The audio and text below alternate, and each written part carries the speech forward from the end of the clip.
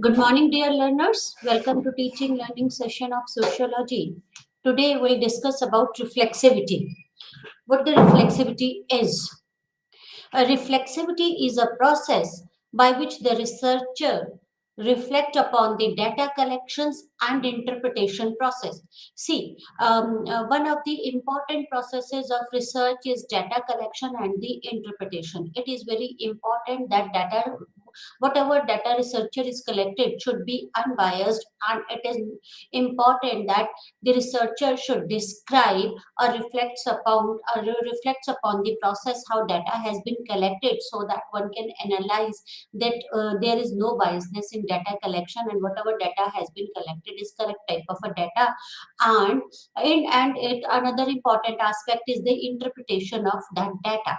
that interpretation uh, uh, that interpretation explains about the data. The term reflexivity has a different meaning in different context, right? It is a term used in a wide variety of senses. In general, it means reflecting. Reflexivity means reflecting, and specifically as a part of a social research. Reflexivity is a process by which researcher reflects upon the data collection and interpretation of the data.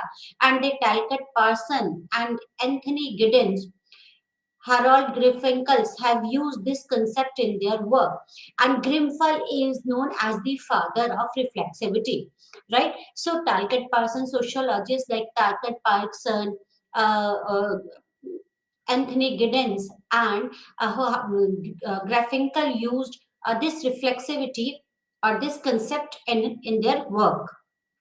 Two very important users of the term can be identified as it is used to characterize the general features of the modern social life. So, it what reflexivity do? The reflexivity it is reflexivity is used to characterize the general features of the modern social life. It describes the general features of the modern social life, and second, it is used more specifically to refer to certain characteristics of social scientists attempt to explain the social life.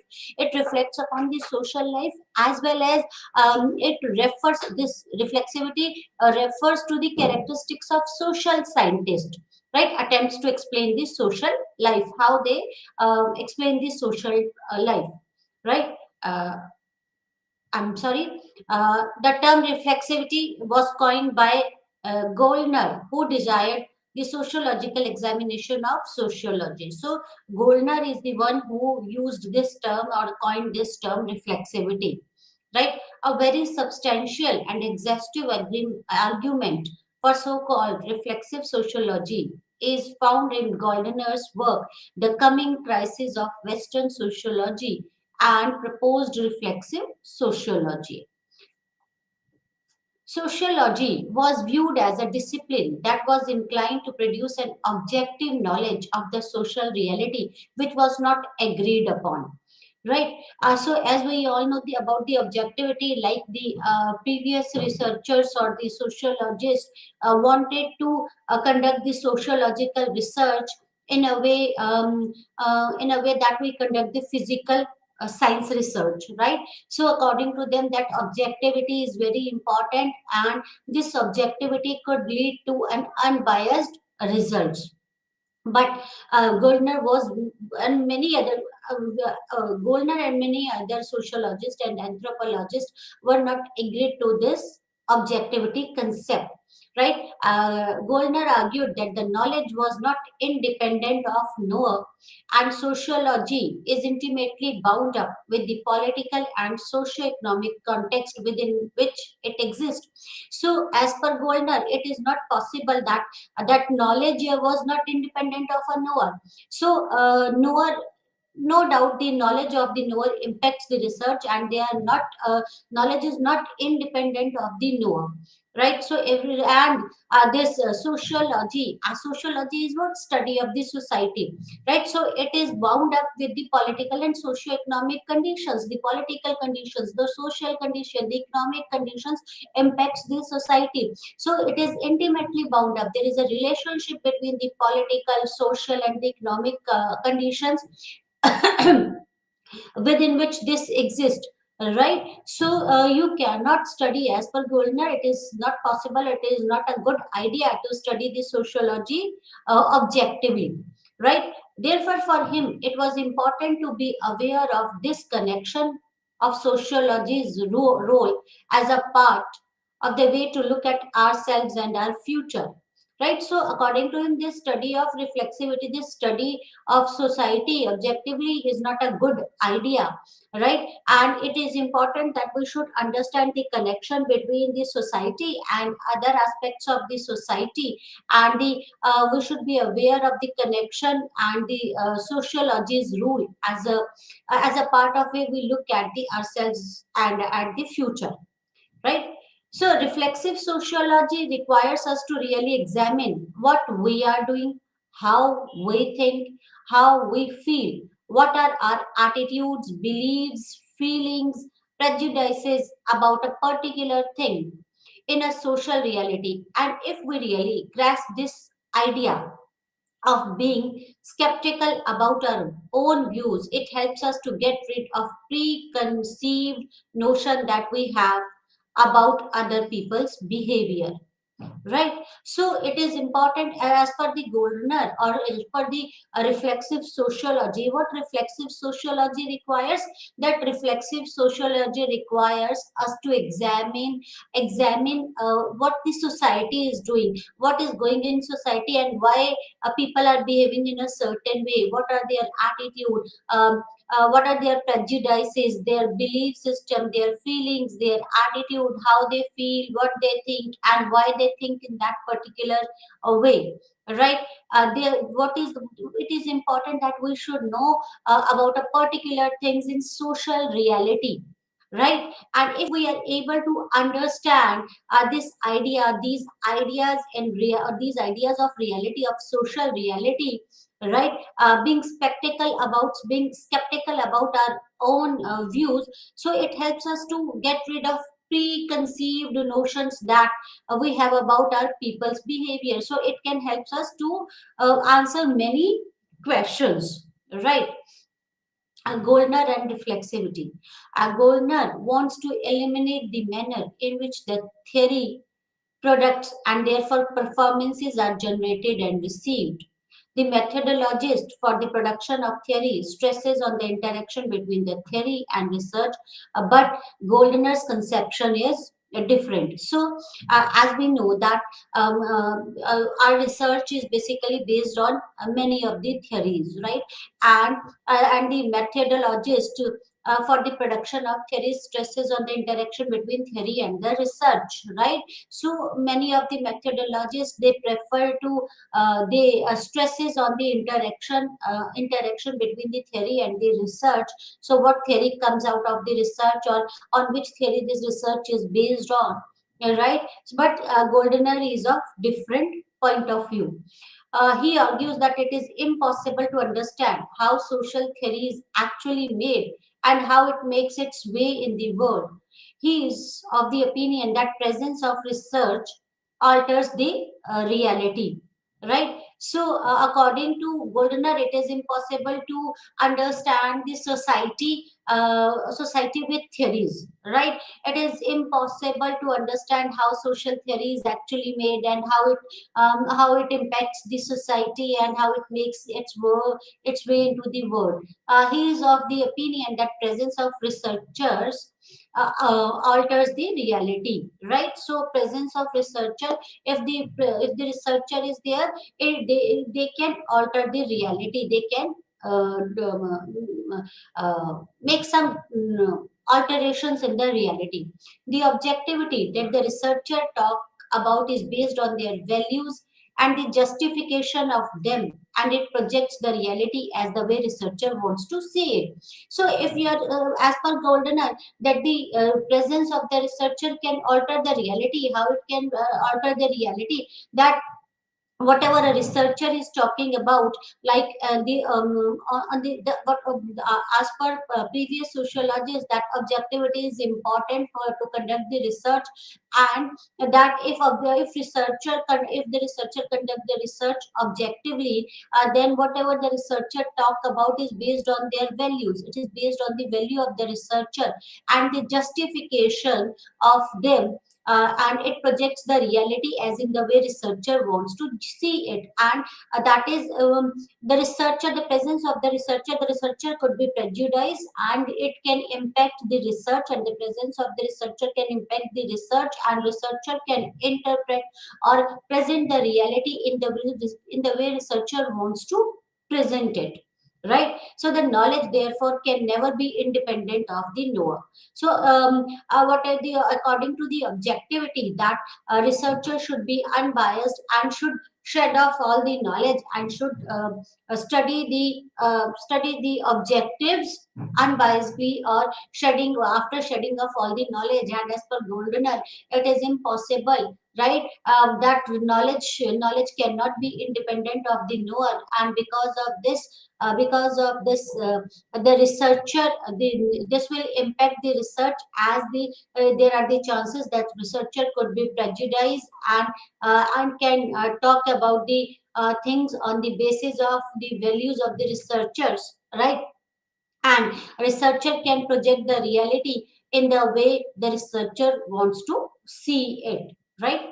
So social theorists take certain facts as a given because these facts have resulted from their experience rather than the research. All right. It is a well-known fact that the some at times the theorists take a certain facts as a result, right?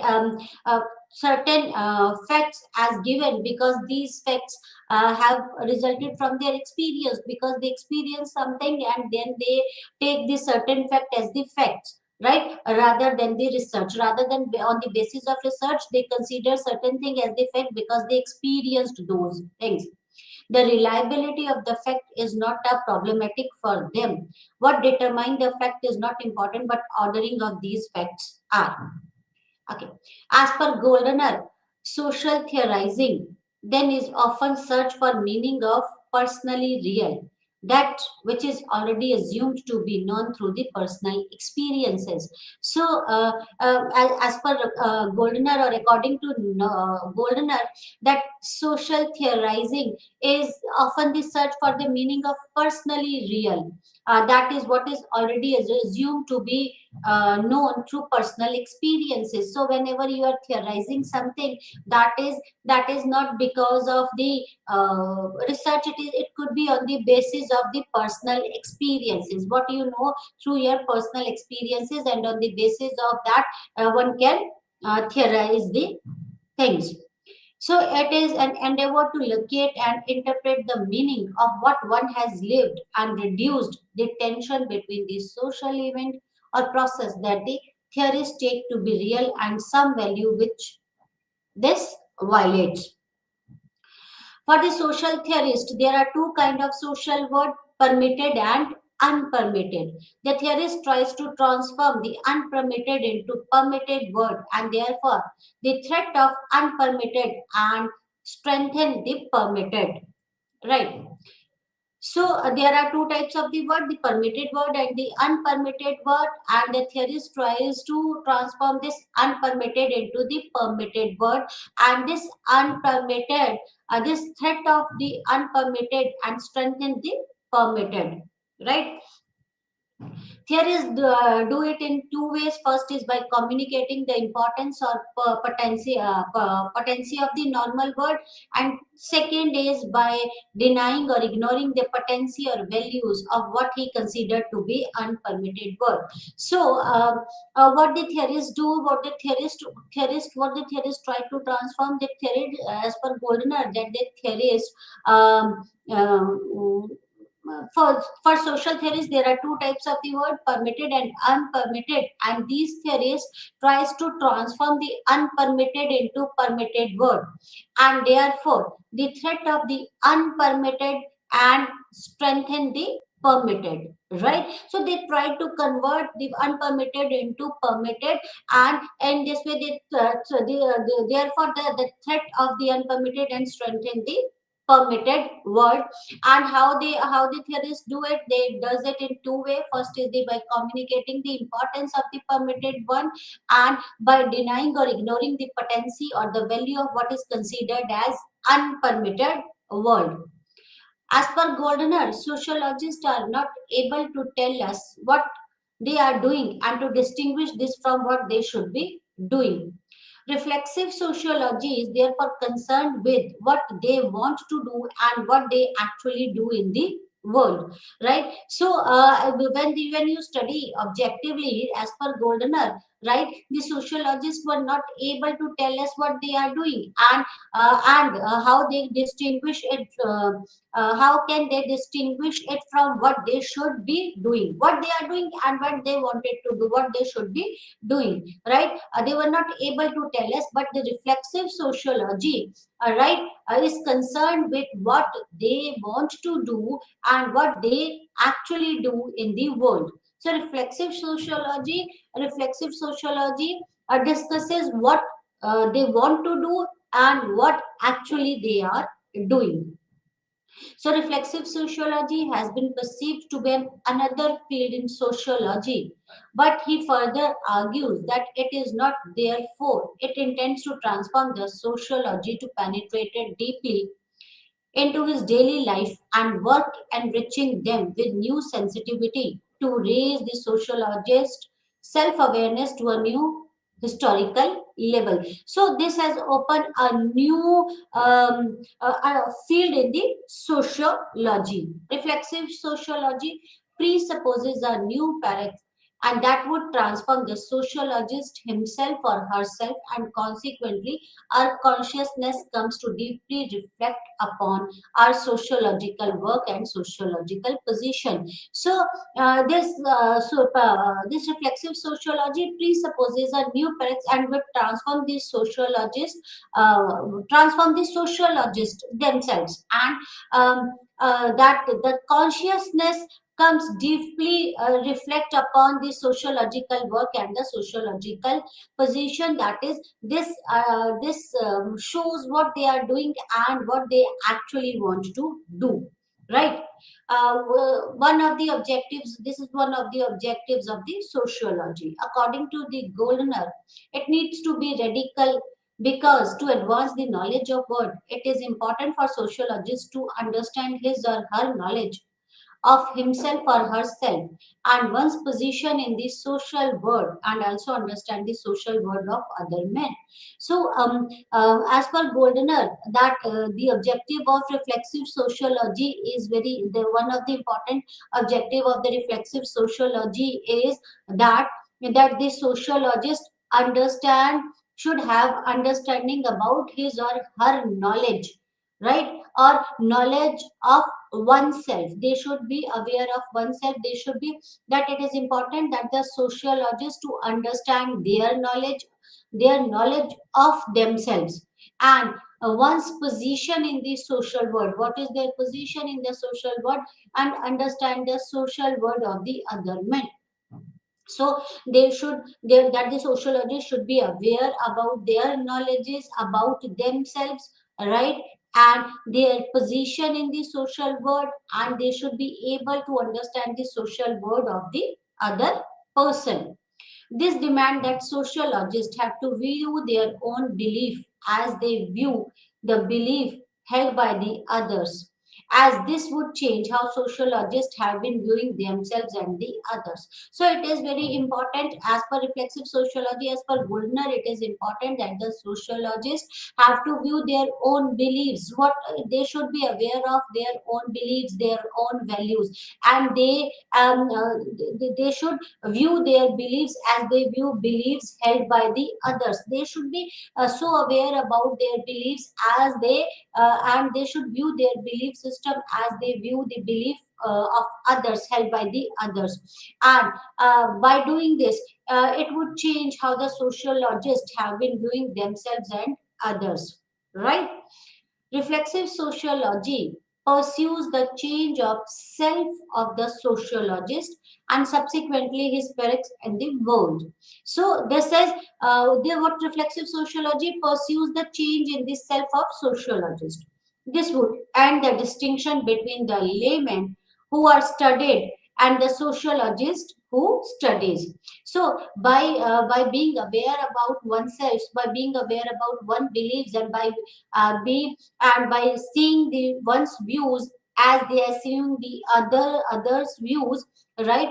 This would end the distinction between the layman and between the sociologist and the layman. This would end the distinction between laymen who are studied and the sociologists. So this will end up the distinction between the subject under study and the sociologist who studies, right? So it is important that a researcher should be aware about one's about their belief system about themselves. But in absence of the reflexive sociology, this distinction would remain. Goldner assert that this separation between the knower and the known must be overcome. Right, so you cannot separate the knower and the known. Right, so you cannot. The researcher that knowledge is associated with knower because it is impossible to know others without knowing yourself. So it is very important if you want to study others, if you want to know others, it is very important that you should have knowledge about yourself. It is difficult or it is impossible to know others without knowing yourself. Right? To know others, the sociologist cannot simply study them, but must also listen to them and confront himself or herself. Right? If you really want to study others, it is very important that you should be aware about yourself, right? And the sociologist cannot simply study others, right? But it is important that they should listen to them and confront themselves. Reflexive sociology changes the meaning of knowledge. It has changed the meaning of knowledge. It doesn't remain merely a piece of information but becomes awareness. Right, that is the difference. That reflexive sociology has changed the meaning of knowledge. Right, as per the reflexive sociology, what is knowledge? Knowledge, as per reflexive sociology, knowledge is awareness. It becomes knowledge becomes the awareness rather than being mere a piece of information. Reflexive sociology for Goldner is moral sociology, as it demands moral and ethical commitment, unlike the positivistic sociology, which demands the sociologist to be neutral and apolitical. So, as per Goldner, that moral sociology, what it demands, it depends the moral and ethical commitment, while the positivistic sociologist want that demanded that the sociologist should be neutral and apolitical, right? A reflexive sociology then is not characterized by what it studies. It is distinguished neither by the person and the problem studied, nor even by the techniques and instrument used in studying them. So, a reflexive sociology is not characterized by what it studies, right? It is distinguished neither by the person and the problem studied, or nor even by the techniques or the methodologies or the instruments used in studying them. It is characterized rather by the relationship it establishes between a sociologist and being a person, between the role and the man performing it. So, reflexive sociology is characterized by what? Reflexive sociology is characterized by the relationship it establishes between the sociologist, right? And being a social relationship, being a sociologist, being a person, between the role and the men performing it, right? Social it establishes a connection. It establishes a connection between a sociologist, a person, and between the role and the men performing it. So, reflexive sociology opposes and rejects the methodological dualism as witnessed in positivism. So, as per positivist, it is important that one researcher should conduct the research objectively, and researcher should be neutral and apolitical, and should be based on the theories, and should conduct the researches objectively as we can conduct researches in physical sciences. So, reflexive sociology opposes and rejects the methodology of the positivism. The dualism separates the subject and objects of results. So, as I said that as per the positivism or as per the positivist, it is important that researchers should be neutral, right, unbiased. So it separates the dualism separates the subjects and objects of research, while as per Goldner, as per reflexive sociology, knowledge is associated with knower, and knowledge cannot be independent of the knower. So you cannot separate the subject and object of research.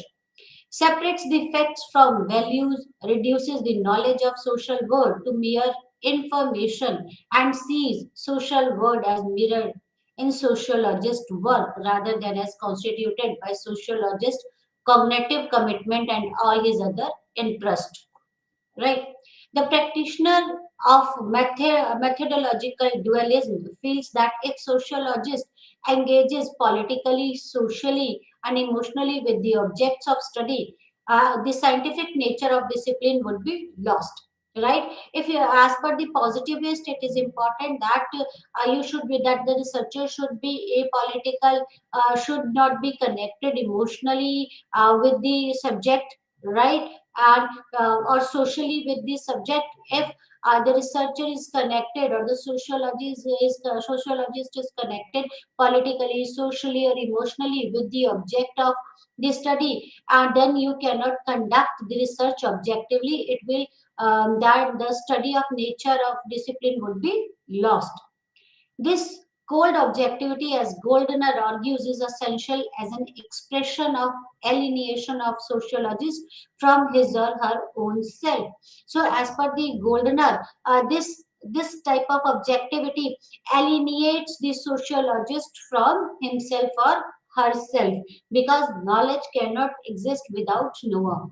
It strives to free him from disgust, pity, anger, from egoism or the moral outrage, from his passion and his interest, on supposition that it is bloodless and disembodied mind that works best. So this positivist uh, impacts the study or the sociologist.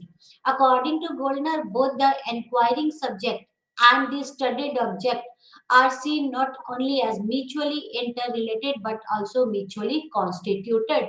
So it is important that as per positivism that the subject and the researcher there is a relationship, that they are mutually interrelated. As per Goldner, that it is important that the subject and the objects should not be seen as mutually interrelated but also mutually constituted. They should not only be mutually interrelated but should be mutually constituted.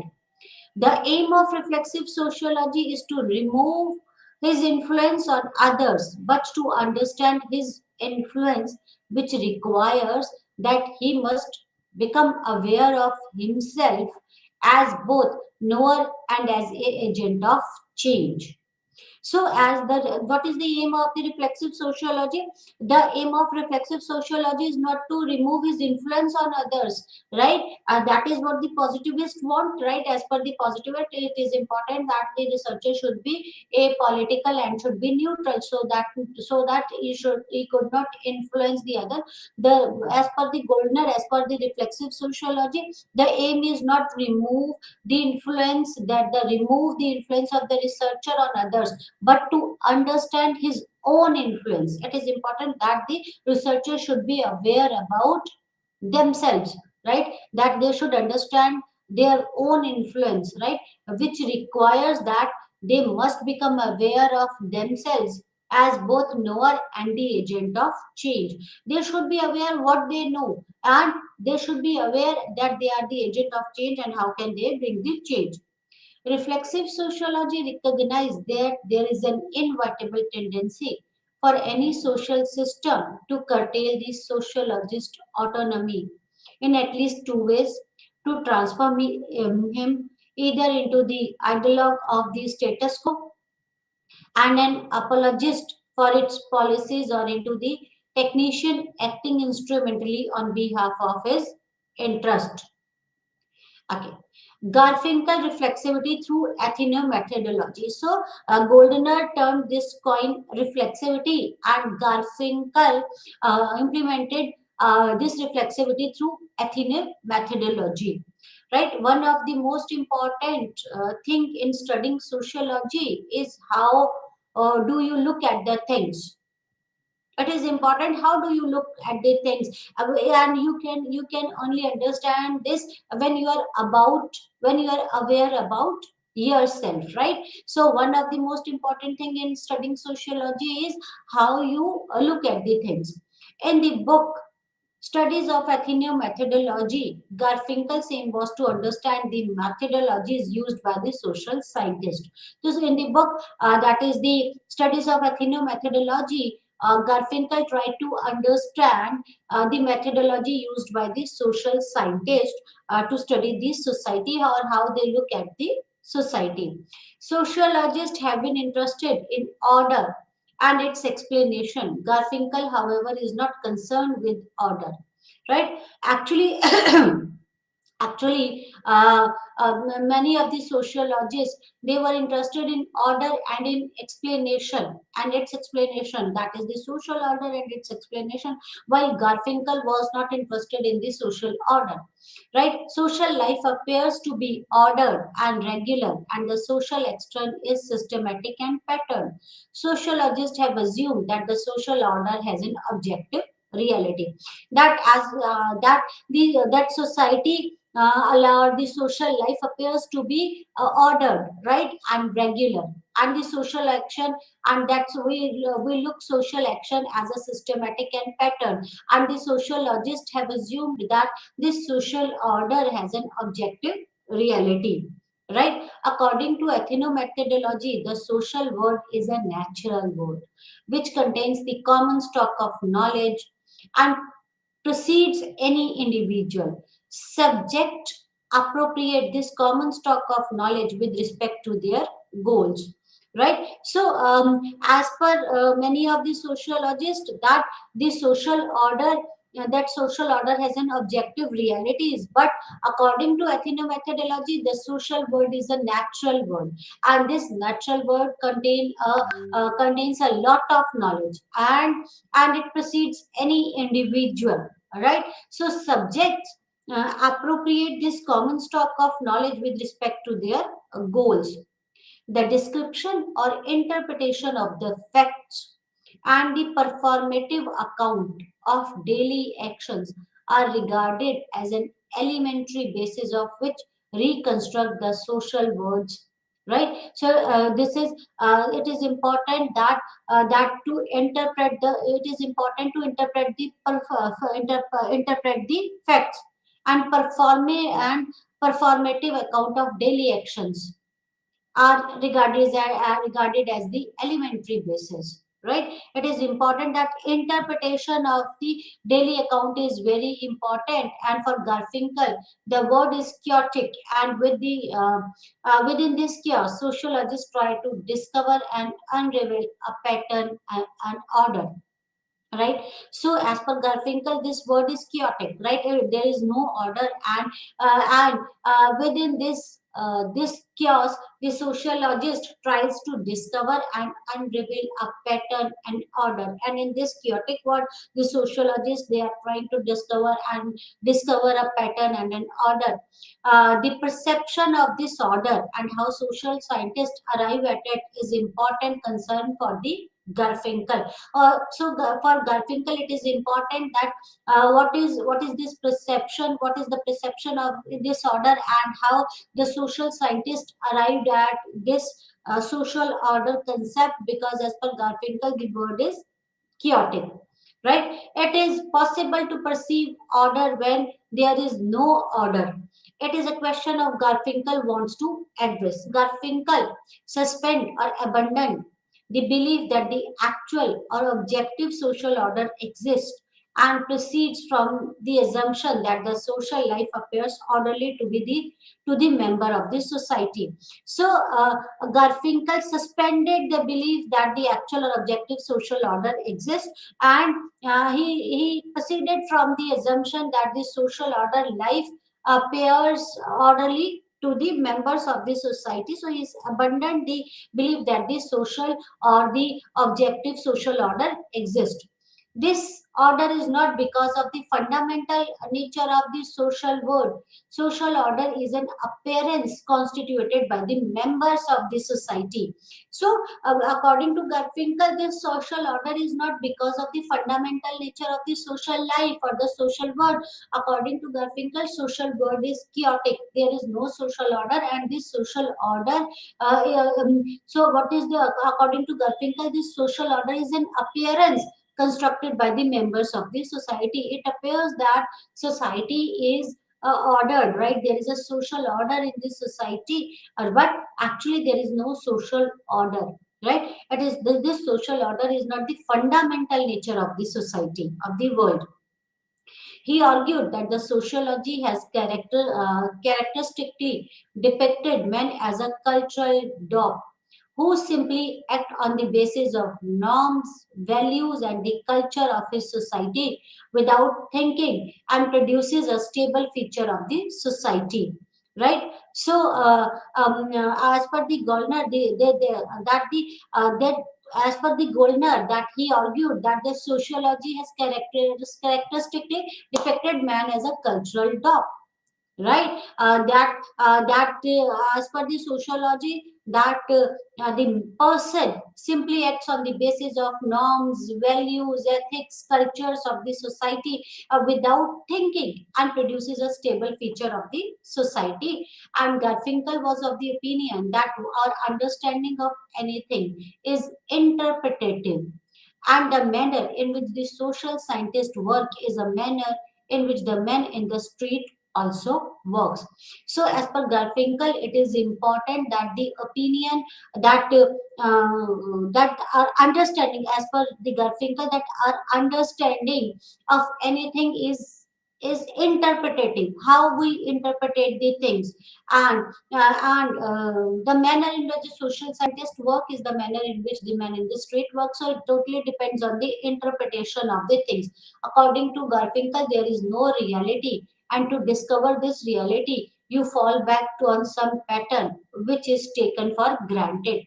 So, as per Garfinkel, there is no reality or no reality like the social order reality, and to discover this reality, one falls back on the pattern which we have taken for granted, but there was no reality. There cannot be any discovery of reality which is not taken for granted. That is the meaning of reflexivity.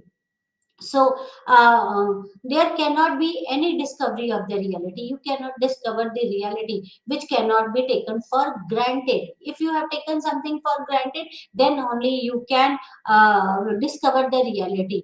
And there cannot be any discovery of the reality. There cannot be any discovery of the reality which has not been taken for the granted, and that is the meaning of reflexivity. That is how you interpret the thing. The Garfinkel word, the documentary method consists of treating an actual appearance as the document of, as pointing to, as standing on behalf of a presupposed underlying pattern. So, as per the Garfinkel, this documentary method, which consisted of the actual appearance as the document of or pointing to presupposed underlying pattern, that we have taken something for granted, and then we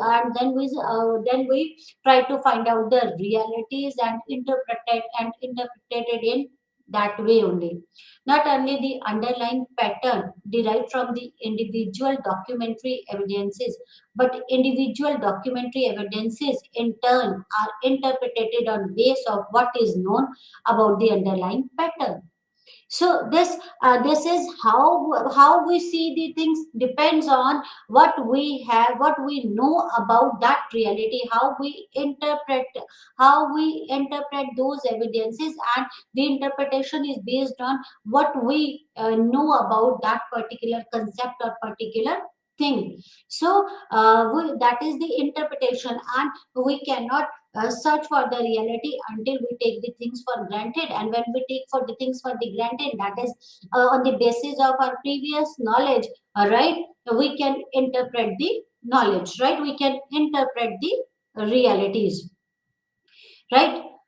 So, thus the documentary method can be seen as reflexive, and Garfinkel argued that social life is essentially reflexive.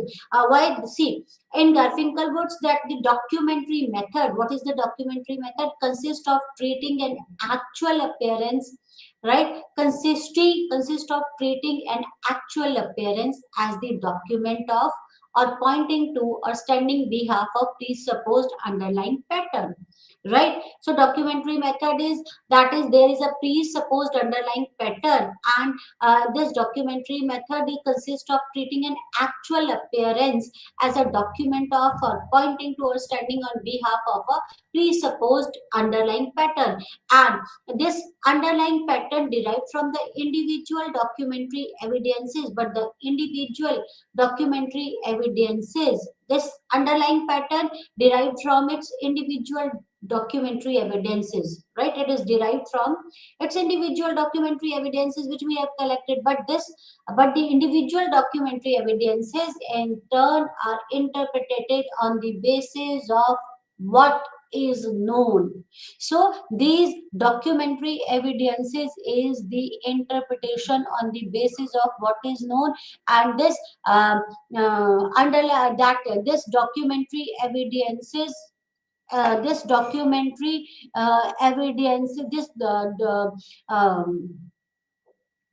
this is documentary method, right. So as per the Garfinkel, this documentary method can be reflexive, and Garfinkel argues that social life is essentially reflexive, right? The Garfinkel discussion of ethnomethodology reflexivity refers to the intimate interdependence between the surface experiences, that are documents and accounts, and associated with the underlying reality.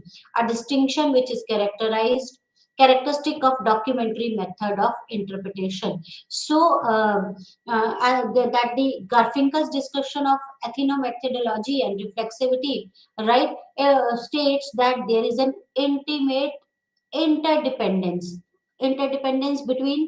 between the surface appearances, right, that is interdependence or relationship between the documents and accounts, right, documents, accounts, surface appearances, and associated underlying realities.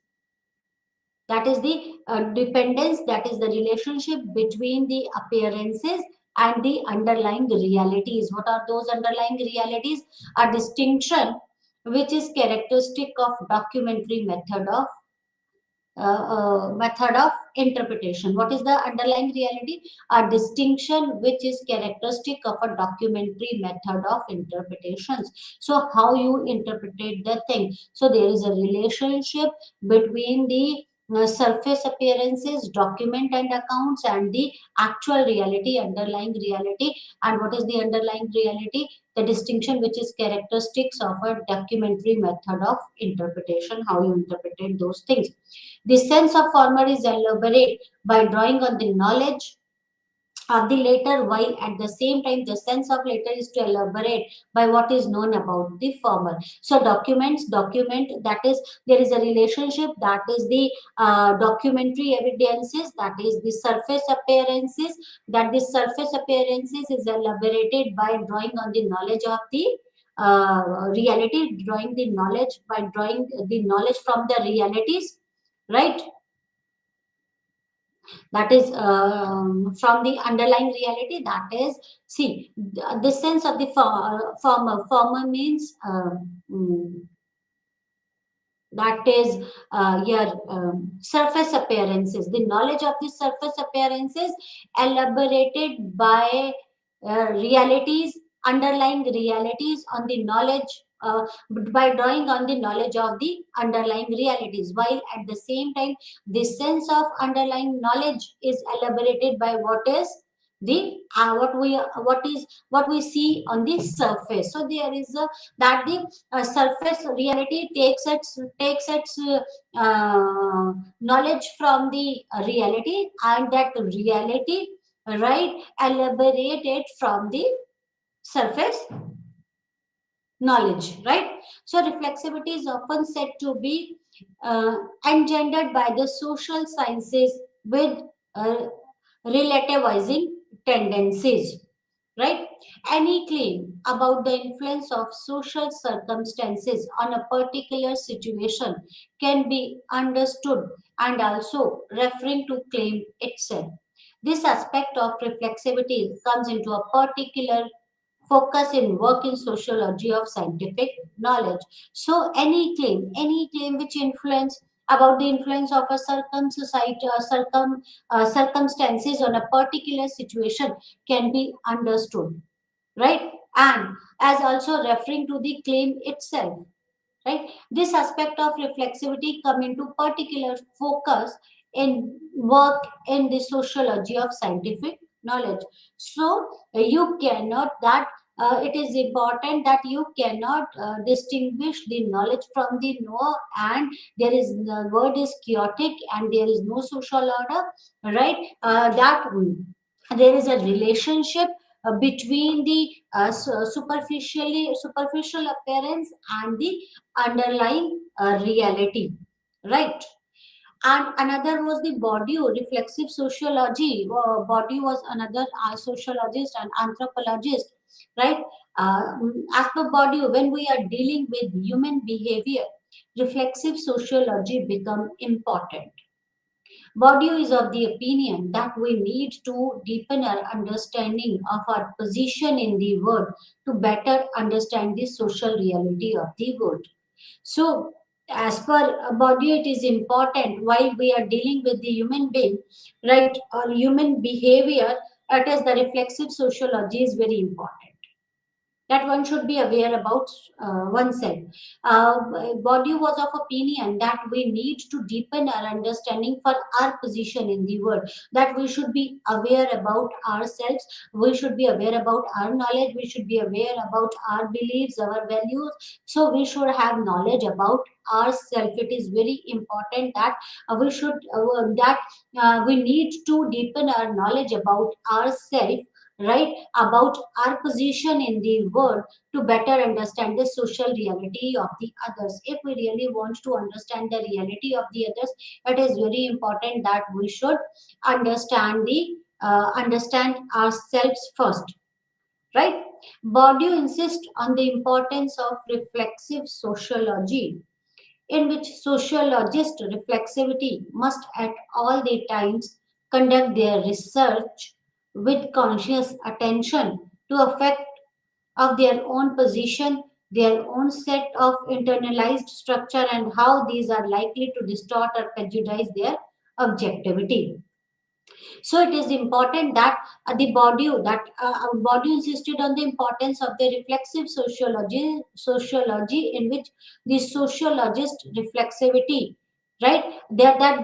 He has given importance to the reflexive sociology. What type of reflexive sociology? In which the sociologist reflexivity must at all the time conduct their research, that the sociologist should be that is sociologists reflexivity must all the time conduct their research with conscious attention, that the researcher should be consciously attentive to the effect of their own position. They should have knowledge about their position, their own set of internalized structure. They should be aware about their values, beliefs about themselves, their internalized structure, and how these are likely to distort or prejudice their objectivity, and how they can impact the objectivity of the study, or how they can distort or prejudice the objectivity. It is very important that they should be aware about that. The researcher should be aware about oneself, right, and should be aware how it can distort or prejudice the objectivity. So it is very important. As per body, a researcher need to get out of his or her own way of thinking about the social reality and be willing to step on others person's shoes to understand why things are happening and the way they are. So it is impossible body. It is very important that the researcher should come out of his their own way of thinking and should be able and um, should be ready to step into shoes of other persons so that they could understand their perception from their point of view, so that they could understand the social reality from the point of view of others, and they can understand what is happening the way they are behaving, right? A reflexive sociology requires us to be skeptical about our own views and really examine what we are doing, how we feel, how we think, what are our attitudes and assumptions, beliefs and prejudices and biases about the particular thing in a social reality. And then it allows us to step outside of our judgment of this situation. Why it is important to understand oneself? One, if we are aware about our prejudices, our belief system, how we see the things, how we feel, how we think, what are our attitudes, what are our assumptions, what are our beliefs, prejudices and biases about a particular things in social reality, then only it allows us to step outside our judgment of the situation. Then only we can come out of that situation, right? According to Bourdieu, a social scientists themselves are also objects under study and participating in the reality of society, that object of their study. So as per Bourdieu, that social scientists are also act as object, right, under study. Scientists themselves are also object under study and participating in the reality of the society, as that is the objective of their study. So the social researcher occupies a place in the social world which is object of this study and must therefore adopt a critical awareness of his or her own social location in relation to both research object and the process. As per Bourdieu, that the sociologists themselves are also the object under study, and the participating in the reality and participating in the reality of society, right? That is the object of their study. They are participating in the reality. The social researcher occupies a place in the social world, right? Because they are the part of this society. The social researcher occupies a place in the social world which is object of study, and this social world is object of study and must therefore adopt a critical awareness of his or her own social location, and they should be aware about and they should adopt a critical awareness of their own social location in relation to both the research object and processes, because researcher is part of the society and which is the object, and this society is the object of the study, and it is important for the researcher to adopt a critical awareness. They should adopt a critical awareness of his or her own social location, right? They should be aware about their own social location in relation to both the research objects and processes, right? According to the precepts of reflexive sociology, social research must account for interplay of objects and subjective social factors. So that as per the reflexive sociology, right, that the social research must account for an interplay of objective and subjective social factors. So both objective and subjective social factors are important. There is a relationship between the objective and the subjective factor. Reflexive sociology focuses on overcoming the contradiction of objectivism and the subjectivism. So This reflexive sociology, this try to overcome the contradiction of objectivism and the subjectivism, and this is achieved largely through the body's dialogic theoretical construct of field, capital, and habitus. And this contradiction of objectivism and the subjectivism could be this overcoming of the contradiction of objectivism and subjectivism can be largely achieved through the body's dialogic theoretical constructs of the fields, capitals, and habitus. What is field, capital, and habitus? What do you understand that the social world is being divided into variety of distinct arenas or the field, each with their own unique set of rules, knowledge, and forms of capital, right? So that society is heterogeneous type of the society, right? And this society, this social world is being divided up into a variety of distinct arenas or field. It is divided into different arenas. This society is divided into different arenas. The social world is divided into different arenas or the field, right? Each with their own unique set of rules, knowledge, and forms of capital, right? So it is very important, right, to to understand the reflexivity. So, in short, what is reflexivity? A reflexivity is a process by which the researcher reflects upon the data collection and the interpretation methods or interpretation uh, process, right? And this that sociologist or the anthropologist like Talcott Parson, Anthony Giddens, and the Garfinkel used this concept, the concept of reflexivity, in their work. And Garfinkel called this Goldner. I'm sorry, Goldner termed this concept, this coined this term reflexivity, right? Goldner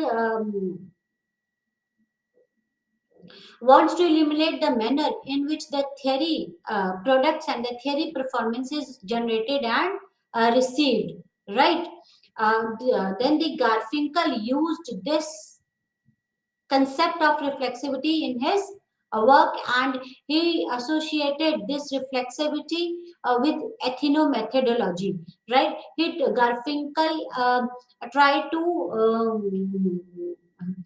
explain the reflexivity through ethnomethodology, right? So one of the most important thing in studying sociology is how do you look at the things, right? And that in the Garfinkel in his book Studies of Ethnomethodology try to explain the methodologies used by the social scientist, and there he explained the reflexivity, right? Then that as per the Garfinkel, the sociologists have been interested in order and its explanation. However, Garfinkel is of the view that there is no order like things, right? Social life appears, as per the Garfinkel, the social life appears to be ordered and regular, and the social action is systematic and pattern, while the society is chaotic. The social life appears to be ordered and systematic, right? That the and these sociologists have assumed that this order is the objective reality of the society, right? According to the ethnomethodology, the social world is a natural world which contains a common stock of knowledge and precedes any individual, and these subjects appropriate this common stock of knowledge with respect to their goals, and this word is uh, chaotic, and how you interpret or describe the facts, right, on account of the daily actions are regarded as an elementary bias of which reconstruction of social world takes place, and how we describe it, and then we consider that this social order is on the basis of interpretation, on the basis of the documents, that right, we consider that this social world is systematic or ordered, right? That's all for today. Thank you very much. Namaskar.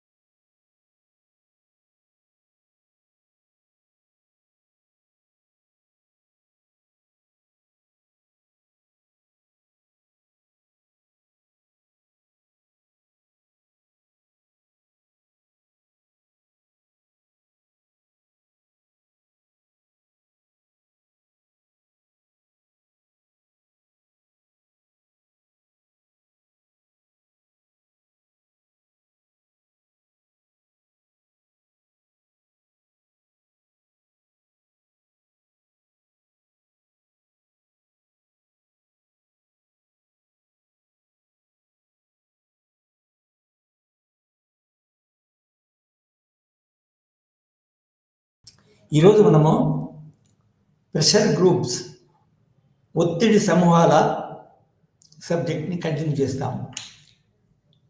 ఎందుకంటే మొదటిది, ఒత్తిడి సమూహాలు ప్రజాస్వామ్యంలో చాలా ముఖ్యమైన పాత్ర నిర్వహిస్తాయి. Political parties ఉన్నాయి. పొలిటికల్ పార్టీస్కి ప్రెషర్ గ్రూప్స్కి చాలా భేదం ఉంది. అంతేకాకుండా పొలిటికల్ పార్టీ సామాన్యంగా ఒక పెద్ద ఐడియాలజీ ఉంటుంది. అసలు ఇప్పుడున్న ప్రభుత్వాన్ని, ఇప్పుడున్న రాజ్యం యొక్క సిద్ధాంతాన్ని మార్చి వేరే సిద్ధాంతం అమలు చేసి వేరే రకమైన మన సమాజాన్ని ఏర్పాటు చేయాలనే ఉద్దేశంతో వాటికి.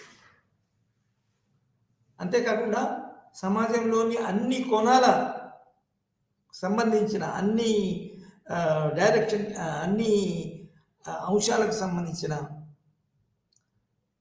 విషయాలపై పొలిటికల్ పార్టీస్ పోరాటం చేస్తాయి, ప్రోగ్రామ్స్ ఏర్పరచుకుంటాయి. సో యాక్చువల్లీ అది ప్రజాస్వామ్యంలో ముఖ్యమే, కానీ ఇది డే టు డే మ్యాటర్స్లో ప్రజలని వాళ్ళ యొక్క ఇమ్మీడియట్ సమస్యలు, వాళ్ళ యొక్క వృత్తికి సంబంధించిన సమస్యలను మన పరిగణలోకి తీసుకొని వాటికి సంబంధించిన అంశాలపై వాటి యొక్క ప్రయోజనాలను, ఉమ్మడి ప్రయోజనాలను కాపాడుకోవడానికి, ఉమ్మడి ప్రయోజనాలను సాధించడానికి నిజానికి ఇది పొలిటికల్ పార్టీస్ పనికిరావని చెప్పవచ్చు. ఇంకొక బ్రీఫ్గా చెప్పాలంటే political parties long run goals కోసం కట్టుబడి ఉంటాయి. వాటికి ఒక పెద్ద పెద్ద ఆర్గనైజేషన్స్ ఉంటాయి. వాళ్ళ యొక్క ఐడియాలజీ ప్రకారము అసలు వాళ్ళ ఆర్గనైజేషన్ కూడా మార్చుకుంటారు, ఏర్పాటు చేస్తారు, రూపొందిస్తారు.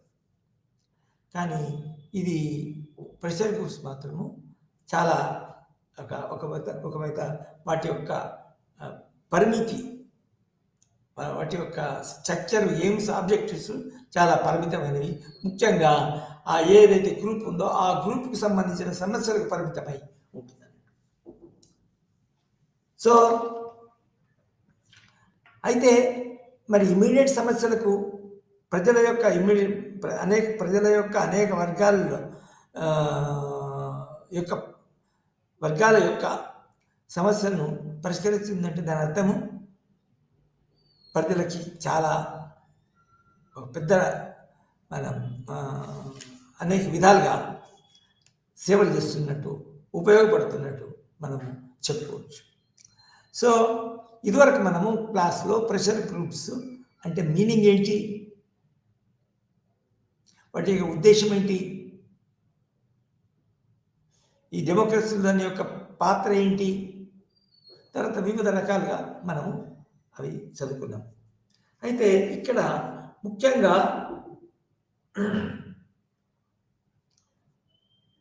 పొలిటికల్ పార్టీస్ కంటే ఇవి అన్ని దేశాల్లో, ప్రజాస్వామ్య ప్రభుత్వం ఉన్న అన్ని దేశాల్లో పొలిటికల్ పార్టీస్ అంటే ఇవి ఎక్కువ నెంబర్లు ఉంటాయి. అంతేకాకుండా ఒక్కొక్క దేశానికి అక్కడున్న పరిస్థితులను బట్టి ఒక దేశానికి ఒక రకంగా ఉంటాయి, ఇంకో దేశానికి ఇంకో రకంగా ఉంటాయి. అవి ప్రెషర్ గ్రూప్సే, ఇవి ప్రెషర్ గ్రూప్సే. మనం కంపేర్ టు పాలిటిక్స్లో మనము దానికి ఒక దేశంలో ఉన్న ప్రెషర్ గ్రూప్స్ ఇంకో దేశంలో ఉన్న ప్రెషర్ గ్రూప్స్కి పోల్చి చెప్పాల్సి వస్తుంది, పోల్చి చూడాలి, పోల్చి చదవాలి. సో ఇక ఈ సందర్భంలో నిజానికి మనము అనేక రకాల గ్రూప్స్, అనేక రకాల సెక్షన్స్, ప్రజాస్వామ్యంలో సెక్షన్స్ ఉంటాయి కదా, ఇది ఉమెన్స్ సెక్షను, చిల్డ్రన్స్ సెక్షను, తర్వాత రకాల వర్కర్స్ సెక్షను, పెజెంట్ సెక్షన్ అని ఉంటాయి కదా.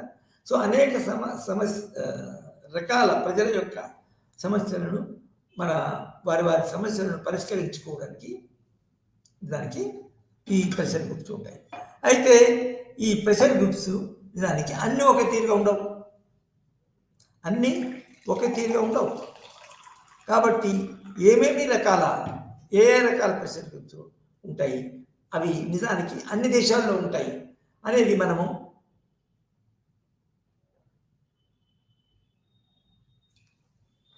చూడవలసి ఉంటుంది. అండ్ దీస్ ఆర్ ఇది ఏంటంటే what are the different types of pressure groups. What are the different types of pressure groups. ఒకే రకంగా ఉండవని చెప్పినాం కదా, అనుకున్నాం కదా. సో ఏంటి ఏ రకాలు ఉంటాయి, తర్వాత ఆ రకాలని ఏ విధంగా బ్రాడ్గా ఏ విధంగా విభజించవచ్చు అనేది మనం ఇక్కడ చర్చించుకుందాం. ఆల్మండ్ అండ్ కోల్మన్ అనే ఇద్దరు రచయితలు. ఆల్మండ్ మనము అసలు నిజానికి ఎంఏలో ఇది ఎక్కువ వస్తుంది, ఎంఏ పొలిటికల్ సైన్స్లో. కానీ ఇందిరాగాంధీ ఓపెన్ యూనివర్సిటీలో బిఏని కూడా దీన్ని విశాలంగా చదవాల్సి వస్తుంది. ఎందుకంటే ఇందిరాగాంధీ నేషనల్ ఓపెన్ యూనివర్సిటీలో మన సామాన్యంగా యూనివర్సిటీస్లో మన రెగ్యులర్ యూనివర్సిటీస్లో కంటే ఎక్కువ పేపర్స్ పెట్టారు ఒక్కొక్క సబ్జెక్ట్లో, ఒక్కొక్క డిగ్రీకి. ఇది నిజానికి ప్రెషర్ గ్రూప్స్ అనేది ఒక లోతైన అడ్వాన్స్డ్ టాపిక్, లోతుగా చదువు ఒక సొసైటీ పాలిటిక్స్. అయితే ఆల్మండ్ అండ్ కోల్మన్ అనే వాళ్ళు మన మంచి రాజనీతిజ్ఞులు. తర్వాత వాళ్ళు అనేక కాలము అనేక విషయాలపై, రాజనీతికి సంబంధించిన అనేక విషయాలపై వాళ్ళు రీసెర్చ్ చేయడం జరిగింది. అందులో ముఖ్యంగా వాళ్ళు ప్రెషర్ గ్రూప్స్ అనే టాపిక్ బాగా రీసెర్చ్ చేయడం జరిగింది అన్నట్టు. సో ఇది ఆల్మండ్ అండ్ కోల్మన్ వీరి ప్రకారము ఒక 4 రకాల ముఖ్యమైన ప్రెషర్ గ్రూప్స్, 4 రకాల ముఖ్యమైన ఒత్తిడి సమూహాలు అని ఉంటాయని వాళ్ళు భావించారు. అది చూస్తారు కూడా. when they study, in fact they observe and then they find that there are 4 important kinds of pressure groups. So వాటిని 4 భాగాలుగా విభజించారు. అందులో మొదటిది ఏంటంటే institutional pressure groups. Institutional pressure, ప్రతి సమాజంలో సోషల్ యాక్టివిటీ, పొలిటికల్ యాక్టివిటీ ఇన్స్టిట్యూషన్కి సంబంధించింది ఉంటుంది. ఇన్స్టిట్యూషన్ లేని సోషల్ యాక్టివిటీ ఉంటుంది, పొలిటికల్ యాక్టివిటీ ఉంటుంది, ఎకనామిక్ యాక్టివిటీ ఉంటుంది, కల్చరల్ యాక్టివిటీ ఉంటుంది. సో ఇన్స్టిట్యూషన్కి సంబంధించింది ఉంటుంది, ఇన్స్టిట్యూషన్కి లేకుండా, ఇన్స్టిట్యూషన్ దూరంగా కూడా నిజానికి ఇన్స్టిట్యూషనలైజ్ కాని ప్రజా సమూహాలలో కూడా ఈ ప్రెషర్ గ్రూప్స్ ఉంటాయి. సో ఇన్స్టిట్యూషనల్ ప్రెషర్ గ్రూప్స్ ఈ ఆల్మండ్ అండ్ కోల్ ప్రకారం ఏంటి అంటే within the institutions, for example సంస్థలు, వ్యవస్థలు, అది బ్యాంకింగ్ చూసుకోండి, తర్వాత మన గవర్నమెంట్ సెక్రటేరియట్, మన పార్లమెంటరీ సెక్రటేరియట్ మన కేంద్ర ప్రభుత్వాలు ఉంటుంది. తర్వాత రాష్ట్ర ప్రభుత్వాలలో మన రాష్ట్ర స్థాయి సెక్రటేరియట్ అంటే మెయిన్ ఆఫీస్ ఉంటుంది కదా, సెక్రటేరియట్ అంటారు. కేంద్ర ప్రభుత్వంలో సెంట్రల్ సెక్రటేరియట్ ఉంటుంది, తర్వాత రాష్ట్ర ప్రభుత్వాల్లో రాష్ట్ర సెక్రటేరియట్ ఉంటుంది. సో ఈ సెక్రటేరియట్కి సంబంధించిన అనేక ఉద్యోగులు, అనేక స్థాయిల్లో ఉద్యోగులకి అనేక సమస్యలు ఉంటాయి. చాలా ముఖ్యమైన సమస్య అంటే గవర్నమెంట్ యొక్క డిఏ సామాన్యంగా అసలు రాజ్యాంగంలో రాసి ఉంటుంది. తర్వాత ప్రతి వ్యక్తి, ప్రతి పౌరుడు ఎప్పుడైతే ఉద్యోగం సంపాదిస్తాడో ఆ సంపాదించినప్పుడు అవన్నీ చూసుకొని మన ఉద్యోగంలో జాయిన్ అవుతాడు అన్నట్టు. సో ఇది అందరికీ వర్తిస్తుంది అన్నట్టు. ఏంటంటే ప్రతి కొన్నిసార్లకి ఈ ధరలు పెరిగిన కొద్దీ ఉద్యోగుల యొక్క జీతాలు కూడా పెరగాల, డియర్నెస్ అలవెన్స్ అంటారు అన్నట్టు. తర్వాత ఇంకోటి ఏంటంటే 5 సంవత్సరాలకి మన ఆంధ్రప్రదేశ్ తెలంగాణలో అయితే 5 సంవత్సరాలకు ఒకసారి, తర్వాత వేరే రాష్ట్రాలను అయితే మన కొన్ని సంవత్సరాలు, 4 సంవత్సరాలు, 6 సంవత్సరాల వేరే రాష్ట్రాల్లో కూడా, తర్వాత కేంద్ర ప్రభుత్వంలో ఫెడరల్ గవర్నమెంట్లో కూడా 10 సంవత్సరాలు ఉంటుంది. సో 5 సంవత్సరాలకి 10 సంవత్సరాలకి ఒకసారి జీతాలు పెంచాలి అంటే ఒక స్కేల్ తీసేసి ఇంకొక హయ్యర్ స్కేల్ పెట్టాలి.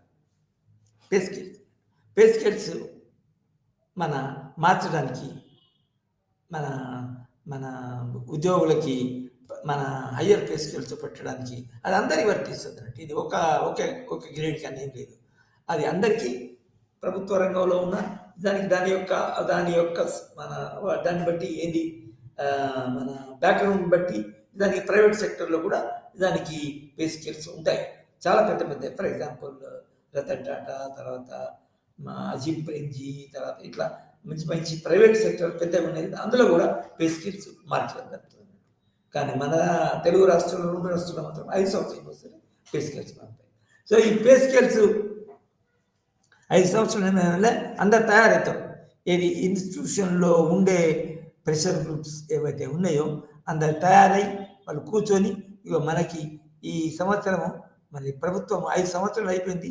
సో ఆంధ్రప్రదేశ్ ప్రభుత్వం, తెలంగాణ ప్రభుత్వం నార్మల్గా సామాన్యంగా తరతరాలుగా మన దశాబ్దాలుగా ఇవి జరుగుతూనే ఉంది. కాబట్టి ఇప్పుడు మనము కొన్ని రోజుల్లో మన 5 సంవత్సరాలు అయిపోతుంది. కాబట్టి మనం hire pay scales pay revision అంటారు దాన్ని ఏమంటారు, పే రివిజన్.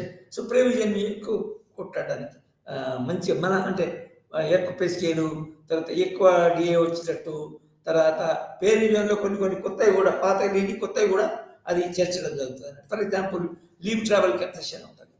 ఇది సెంట్రల్ గవర్నమెంట్లో అందరికీ లీవ్ ట్రావెల్ కన్సెషన్ ఏంటంటే వారానికి సంవత్సరానికి 3 సార్లు 2 సార్లు మన ఉద్యోగులు బయటకు వెళ్ళి టూర్స్ చేయడానికి గవర్నమెంట్, సెంట్రల్ గవర్నమెంట్ దానికి మన అమౌంట్ ఇస్తుంది, ట్రావెల్ చేయడానికి మొత్తం ట్రాన్స్పోర్ట్ ఇస్తుంది.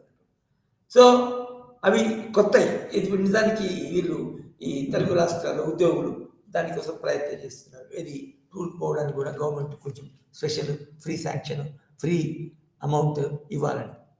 సో కొత్తవి కూడా రివిజన్ స్కేల్స్ మధ్యలో పాత ఇష్యూ ఎప్పుడైనా కూడా కొత్త పే స్కేల్స్ రావాలని.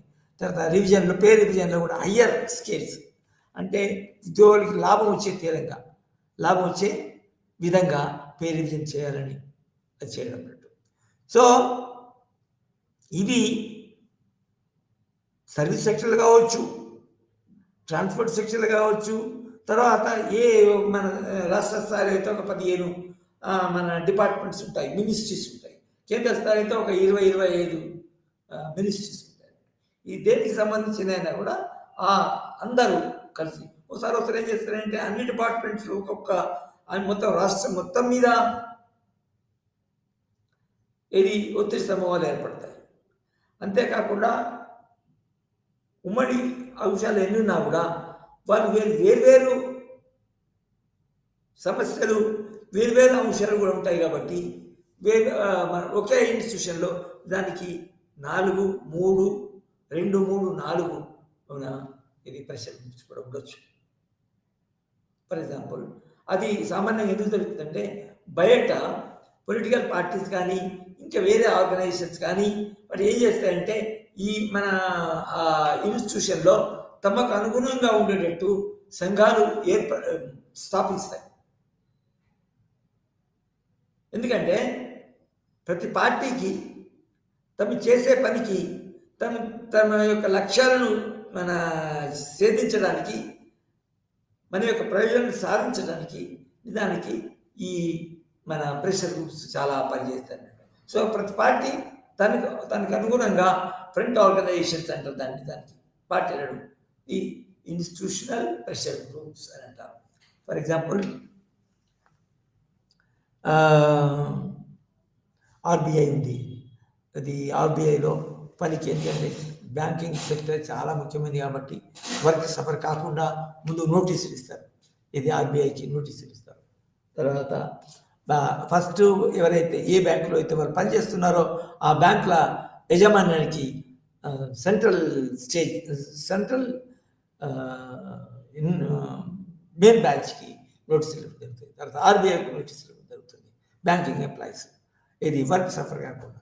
కానీ చాలా రోజులకి కూడా వాళ్ళ యొక్క ఇది సమస్యలను పరిష్కరించుకుంటే వాళ్ళు దానికి మొత్తము బ్యాంకుల్ని వాళ్ళు మూసివేయడం జరుగుతుంది, క్లోజ్ చేస్తారు, మొత్తం టోటల్గా చేస్తారు. అప్పుడు చాలా ఒత్తిడి పెరిగి, ఎందుకంటే బ్యాంకింగ్ అనేది చాలా సొసైటీలో, సమాజంలో అన్ని ఇన్స్టిట్యూషన్స్, ప్రభుత్వం కూడా, ఇప్పుడు ప్రైమ్ మినిస్టర్ యొక్క శాలరీ కూడా బంద్ అయిపోయింది, ప్రెసిడెంట్ యొక్క శాలరీ కూడా స్టాప్ అయిపోతుంది. కాబట్టి దానికి బ్యాంకులో ఉన్న ఎంప్లాయీ అసోసియేషన్ వాళ్ళ మాటలు విని ఒత్తిడికి లొంగి నిజానికి ప్రభుత్వం దిగొచ్చి దానికి వాళ్ళ యొక్క సమస్యలను పరిష్కరించడం జరుగుతుంది. అదేవిధంగా విద్యా సంస్థలలో, ఎడ్యుకేషన్ సెక్టర్లో, ఫర్ ఎగ్జాంపుల్ ఎడ్యుకేషన్ సెక్టర్లో, హైయర్ ఎడ్యుకేషన్ సెక్టర్లో కాలేజీలు, యూనివర్సిటీలు ఉంటాయి. తర్వాత లోయర్ ఎడ్యుకేషన్ సెక్టర్లో, లోయర్ లెవెల్లో, ఫర్ ఎగ్జాంపుల్ జిల్లా పరిషత్, మన స్కూల్స్లో కానీ, తర్వాత మన మున్సిపల్ స్కూల్స్లో కానీ టీచర్స్ ఉంటారు. టీచర్స్ యొక్క ఆర్గనైజేషన్స్ ఉంటాయి. ఆ టీచర్స్ ఆర్గనైజేషన్స్ కూడా వాళ్ళ యొక్క మన పరిస్థితి, వాళ్ళకి సంబంధించిన వివిధ అంశాలు, వివిధ సమస్యలు, ఉమ్మడి సమస్యలు ఏవైతే ఉన్నాయో అక్కడ జరుగుతుంది అన్నట్టు. సో టీచర్స్ యూనివర్సిటీ రంగంలో వాళ్ళ జీతభత్యాలు పెంచడము, దాని తర్వాత వాళ్ళకు నిజానికి టీచింగ్ యొక్క విద్యారంగంలో, పఠనారంగంలో నిజానికి పరిస్థితులు వేరే ఉంటాయి. అక్కడ ఇది నాన్ గెజిటెడ్ ఆఫీసర్స్ వేరే ఉంటారు. మళ్ళీ ఇది రకరకాల మన అడ్మినిస్ట్రేటివ్ ప్రక్రియకి, అడ్మినిస్ట్రేటివ్ రంగానికి సంబంధించిన వాళ్ళ వేరే ఉంటారు. అది గెజిటెడ్ ఆఫీసర్స్ ఉంటారు. అంతేవిధంగా నాన్ గెజిటెడ్ ఆఫీసర్స్ సంబంధించిన ఆర్గనైజేషన్స్ కూడా ఉంటాయి. సో ఈ విధంగా విద్యారంగంలో వాళ్ళ సమస్యలను బట్టి సమస్యలను ఎదుర్కోవడానికి అవి ఒకసారి సామాన్యంగా ఇంకోటి ఏమైందంటే, ఒక వీసీ అనేది వ్యాస్ ఛాన్సలర్ చాలా పెద్దోడు అన్నట్టు, సెంట్రల్ ఫిగర్. మన ఇది యూనివర్సిటీలో, కాలేజీకి యూనివర్సిటీకి సంబంధించి వైస్ ఛాన్సలర్ ఉంటాడు.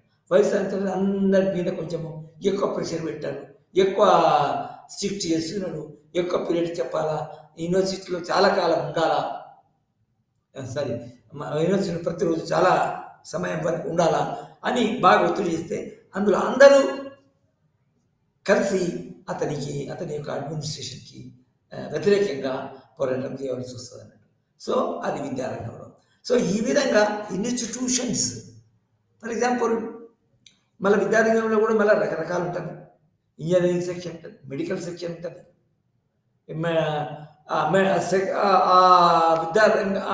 రంగాన్ని బట్టి కూడా అందులో ఉన్న ఉద్యోగాలు ఏ విధంగా మెసులుకోవాలా, ఆ రంగాన్ని బట్టి కూడా మన మన ఎంప్లాయీస్ మీద, ఉద్యోగుల మీద కండిషన్స్ పెడతారు. ఫర్ ఎగ్జాంపుల్ విద్యారంగం అనేది, బ్యాంక్ రంగం అనేది ఏ విధంగా ఎమర్జెన్సీ ఉంటాయో, కండిషన్స్ ఉంటాయో, దానికి 1 రోజు 2 రోజులు అంతే మొత్తము. ఇది మన ఫైనాన్షియల్ వ్యవహారాలు కాబట్టి మొత్తం అన్ని విషయాలలో సఫర్ అవుతారు. అదేవిధంగా మెడికల్ ఉంటుంది. విద్యారంగం వేరు, మళ్ళీ మెడికల్ రంగం వేరు. ఇంజనీరింగ్ రంగము, తర్వాత మన సోషల్ సైన్సెస్ రంగం వేరు, తర్వాత మెడికల్ రంగం వేరు. మెడికల్ రంగం ఏంటంటే ఎమర్జెన్సీ ఉంటుంది. ఫర్ ఎగ్జాంపుల్ హాస్పిటళ్లలో, మెడికల్ కాలేజెస్, తర్వాత హాస్పిటల్స్, మెడికల్ రంగంలో ఇవన్నీ ఎమర్జెన్సీకి సంబంధించినవి. మెడికల్ కాలేజెస్కి ఎందుకు సంబంధించి మెడికల్ ఎమర్జెన్సీ అంటే, సామాన్యంగా సీనియర్ మెడికల్ స్టూడెంట్స్కి వాళ్ళు మన హాస్పిటల్లో ట్రైనింగ్ పొందవలసి ఉంటుంది. లాస్ట్ ఇయర్లో హౌస్ సర్జన్స్ అంటారు వాళ్ళు, వాళ్ళది యొక్క ప్రాముఖ్యతమైన పాత్ర ఉంటుంది. వాళ్ళకు కూడా ఎమర్జెన్సీ సిచ్యువేషన్స్ ఉంటాయి. సో ఆ ఎమర్జెన్సీ సిచ్యువేషన్స్ ఉండాలి, పెడతారు. ప్రభుత్వము, మినిస్ట్రీ, మెడికల్ మినిస్ట్రీ, మన వైద్య మంత్రిత్వ శాఖ, వీళ్ళందరూ కొన్ని కండిషన్స్ పెడతారు. ఈ కండిషన్స్ దగ్గర టీచర్స్కి ఉండవు. ఈ కండిషన్స్కి దానికి ఒక రకంగా చూస్తే మన బ్యాంకింగ్ రంగం కూడా ఉండవు, కానీ వీళ్ళకి వీళ్ళే ఉంటారు. ఫర్ ఎగ్జాంపుల్ మన నైట్ డ్యూటీస్ ఉంటాయి మెడికల్ రంగంలో. తర్వాత వాళ్ళకి సెలవులు తక్కువ ఉంటాయి. సెలవులు అంటే పబ్లిక్ హాలిడేస్, కామన్ హాలిడేస్ తక్కువ ఉంటాయి. పర్సనల్ హాలిడేస్ ఎక్కువ ఉంటాయి. పర్సనల్ హాలిడేస్ అంటే ఎవరైతే ఇప్పుడు అందరూ ఒకేసారి మన లీవ్ మీద పోతే అక్కడ ట్రీట్మెంటు, తర్వాత సర్జరీస్, ఎమర్జెన్సీలో సఫర్ అవుతారు, పేషెంట్స్ సఫర్ అవుతారు. కాబట్టి వాళ్ళకి మెడికల్ రంగంలో ఉన్న డాక్టర్స్ కానీ, తర్వాత నర్సెస్ కానీ, వీళ్ళకి వేరే వేరే మన పరిస్థితులు కండిషన్స్ ఉంటాయి. ఆ కండిషన్స్ బట్టి మార్చాలి. తర్వాత ఒకసారి ఆ కండిషన్స్ కనుక మన డాక్టర్స్కి, తర్వాత నర్సెస్కి చాలా అననుకూలంగా, ఇబ్బందికరంగా ఉంటే దానికి వ్యతిరేకంగా కూడా మన స్ట్రైక్ చేయడం జరుగుతుంది. అందులో మార్పులు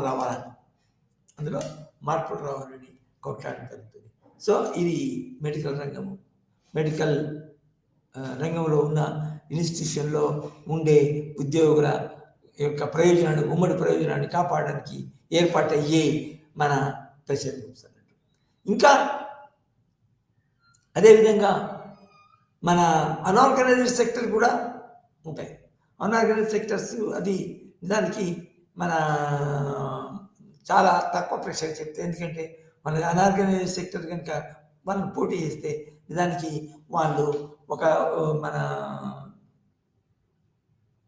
ఒక గ్రూప్ నుంచి పెట్టి ఇంకొక గ్రూప్ నుంచి డబ్బులు మన పని తీసుకోవచ్చు, సర్వీస్ తీసుకోవచ్చు అనార్గనైజ్డ్ సెక్టర్లో. కానీ వితిన్ సమ్ లిమిటేషన్స్, ఇష్టం వచ్చినట్టు కాకుండా విత్ సమ్ రెస్ట్రిక్షన్స్, తమకు రెస్ట్రిక్షన్ చూసుకొని వాళ్ళకి అనార్గనైజ్డ్ సెక్టర్లో, ఫర్ ఎగ్జాంపుల్ చాలా ముఖ్యంగా వచ్చేది ఏంటంటే అనార్గనైజ్డ్ సెక్టర్లో వర్కర్స్కి పని గంటలు, అదే రోజు చేసే పని. రెండవది మన మినిమం వేజ్ పెంచాలి. ఎందుకంటే ధరలను బట్టి, దాన్ని బట్టి, దీన్ని బట్టి, మన ఖర్చులను బట్టి, మన మన తినుబండారుల యొక్క మన ధరలను బట్టి దానికి అనార్గనైజ్డ్ సెక్టర్స్ కూడా ఎంప్లాయీస్ ఉంటారు కదా, మన టెంపరీ ఎంప్లాయీస్ ఉంటారు కదా, ఆ ఎంప్లాయీస్కి మన కొంచెము ప్రయోజనకరంగా ఉండాలంటే దానికి వాళ్ళ యొక్క మినిమం వేజ్ కూడా పెంచవలసి ఉంటుంది. సో మినిమం వేజ్కి ఒక బోర్డు ఉంటుంది. ఆ బోర్డు మీద ప్రెషరైజ్ చేస్తారు. ఇది అనార్గనైజ్డ్ సెక్టర్లో ఏర్పాటయ్యే మన ఇది ప్రెషర్ గ్రూప్స్. అది కూడా చాలా ముఖ్యమైనదే. ఎందుకంటే వాళ్ళ యొక్క అనార్గనైజ్డ్ సెక్టర్ డైలీ వేజ్ కానీ, మంత్లీ వేజ్ కానీ పెరగకపోతే వాళ్ళ యొక్క మన జీవితం కూడా చాలా బరువుగా మారుతుంది, చాలా ఇబ్బందికరంగా మారుతుంది. సో దానికి డిఫెన్స్ సెక్టర్స్ కూడా ఉంటాయి, డిఫెన్స్ రంగాల్లో కూడా ఉంటాయి, ఫారిన్ ఇది రంగాల్లో ఉంటాయి. కానీ కేంద్ర స్థాయిలో ఉంటాయి.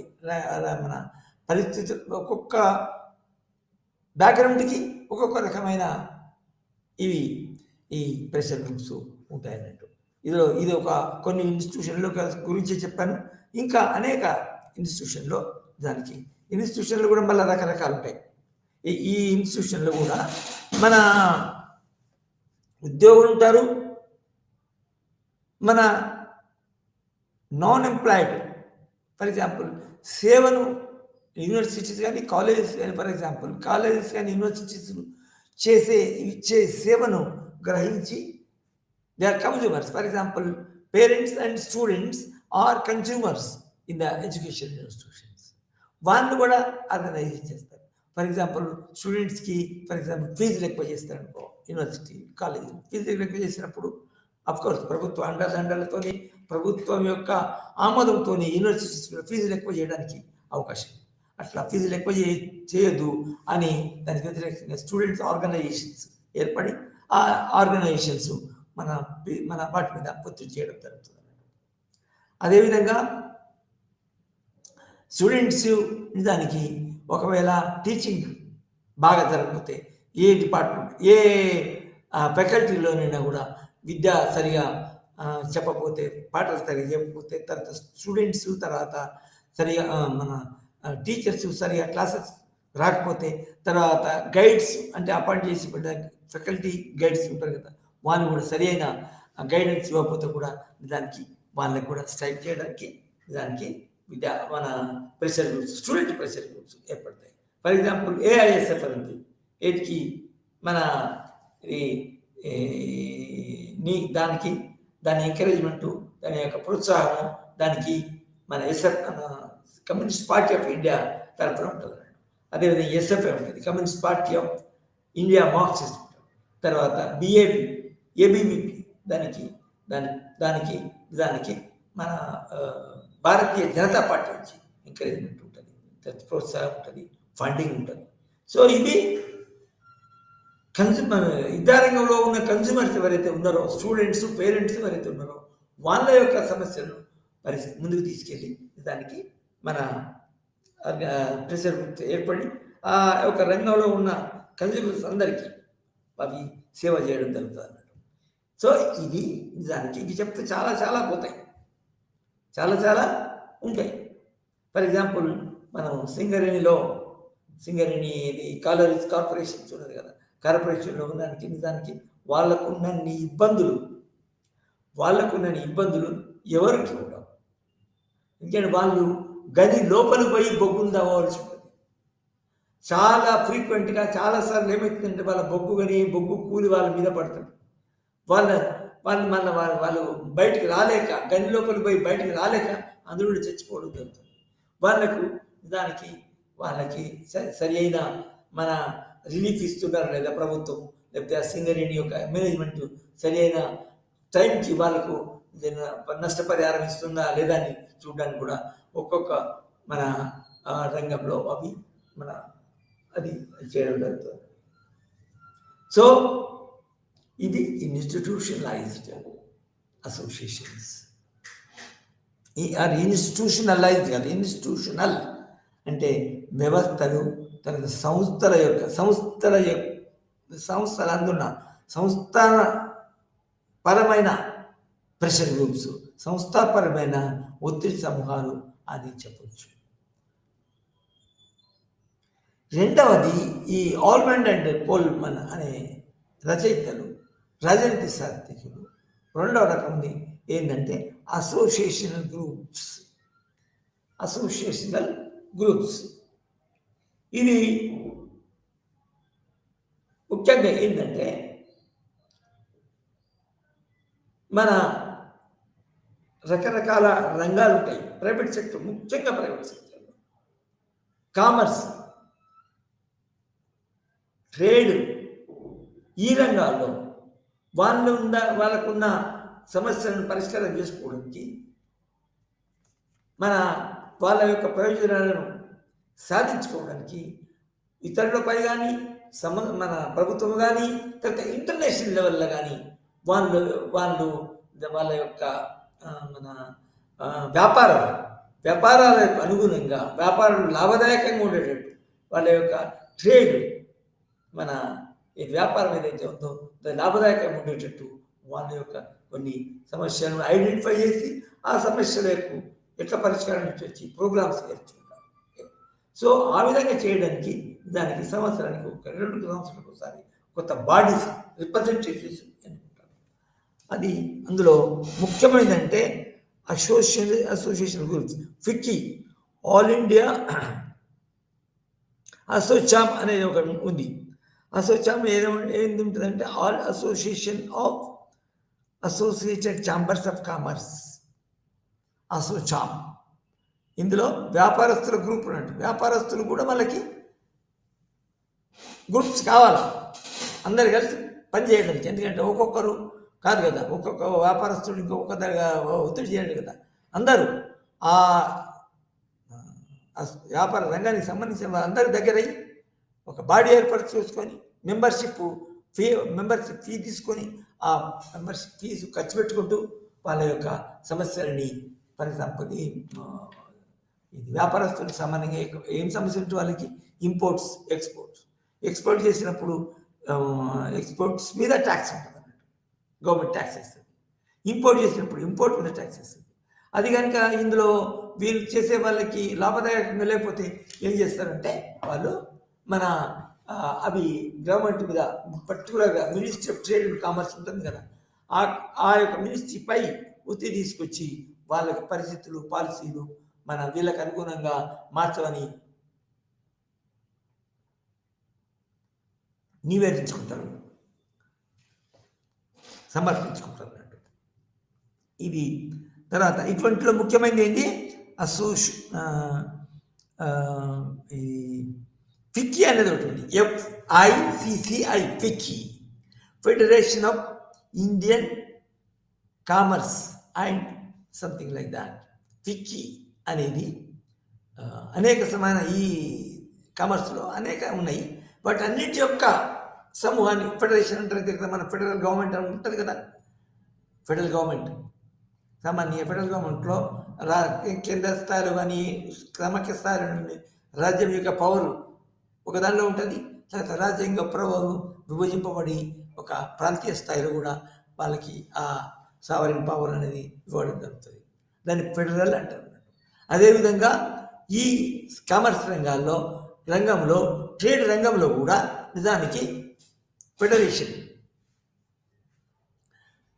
ఏర్పడి వివిధ కామర్స్ ప్రెషర్ గ్రూప్స్, కామర్స్ రంగంలో ఉన్న వివిధ ప్రెషర్ గ్రూప్స్ కలిసి ఒక ఫెడరేషన్ ఏర్పడారు. దాన్ని ఫిక్కీ అని అంటారు. FICCI federal FICCI. అదేవిధంగా అసోసియేషన్ ఆఫ్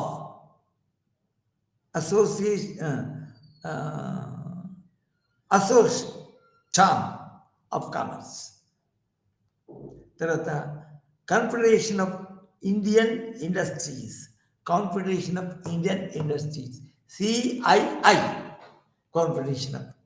ఇండస్ట్రీస్.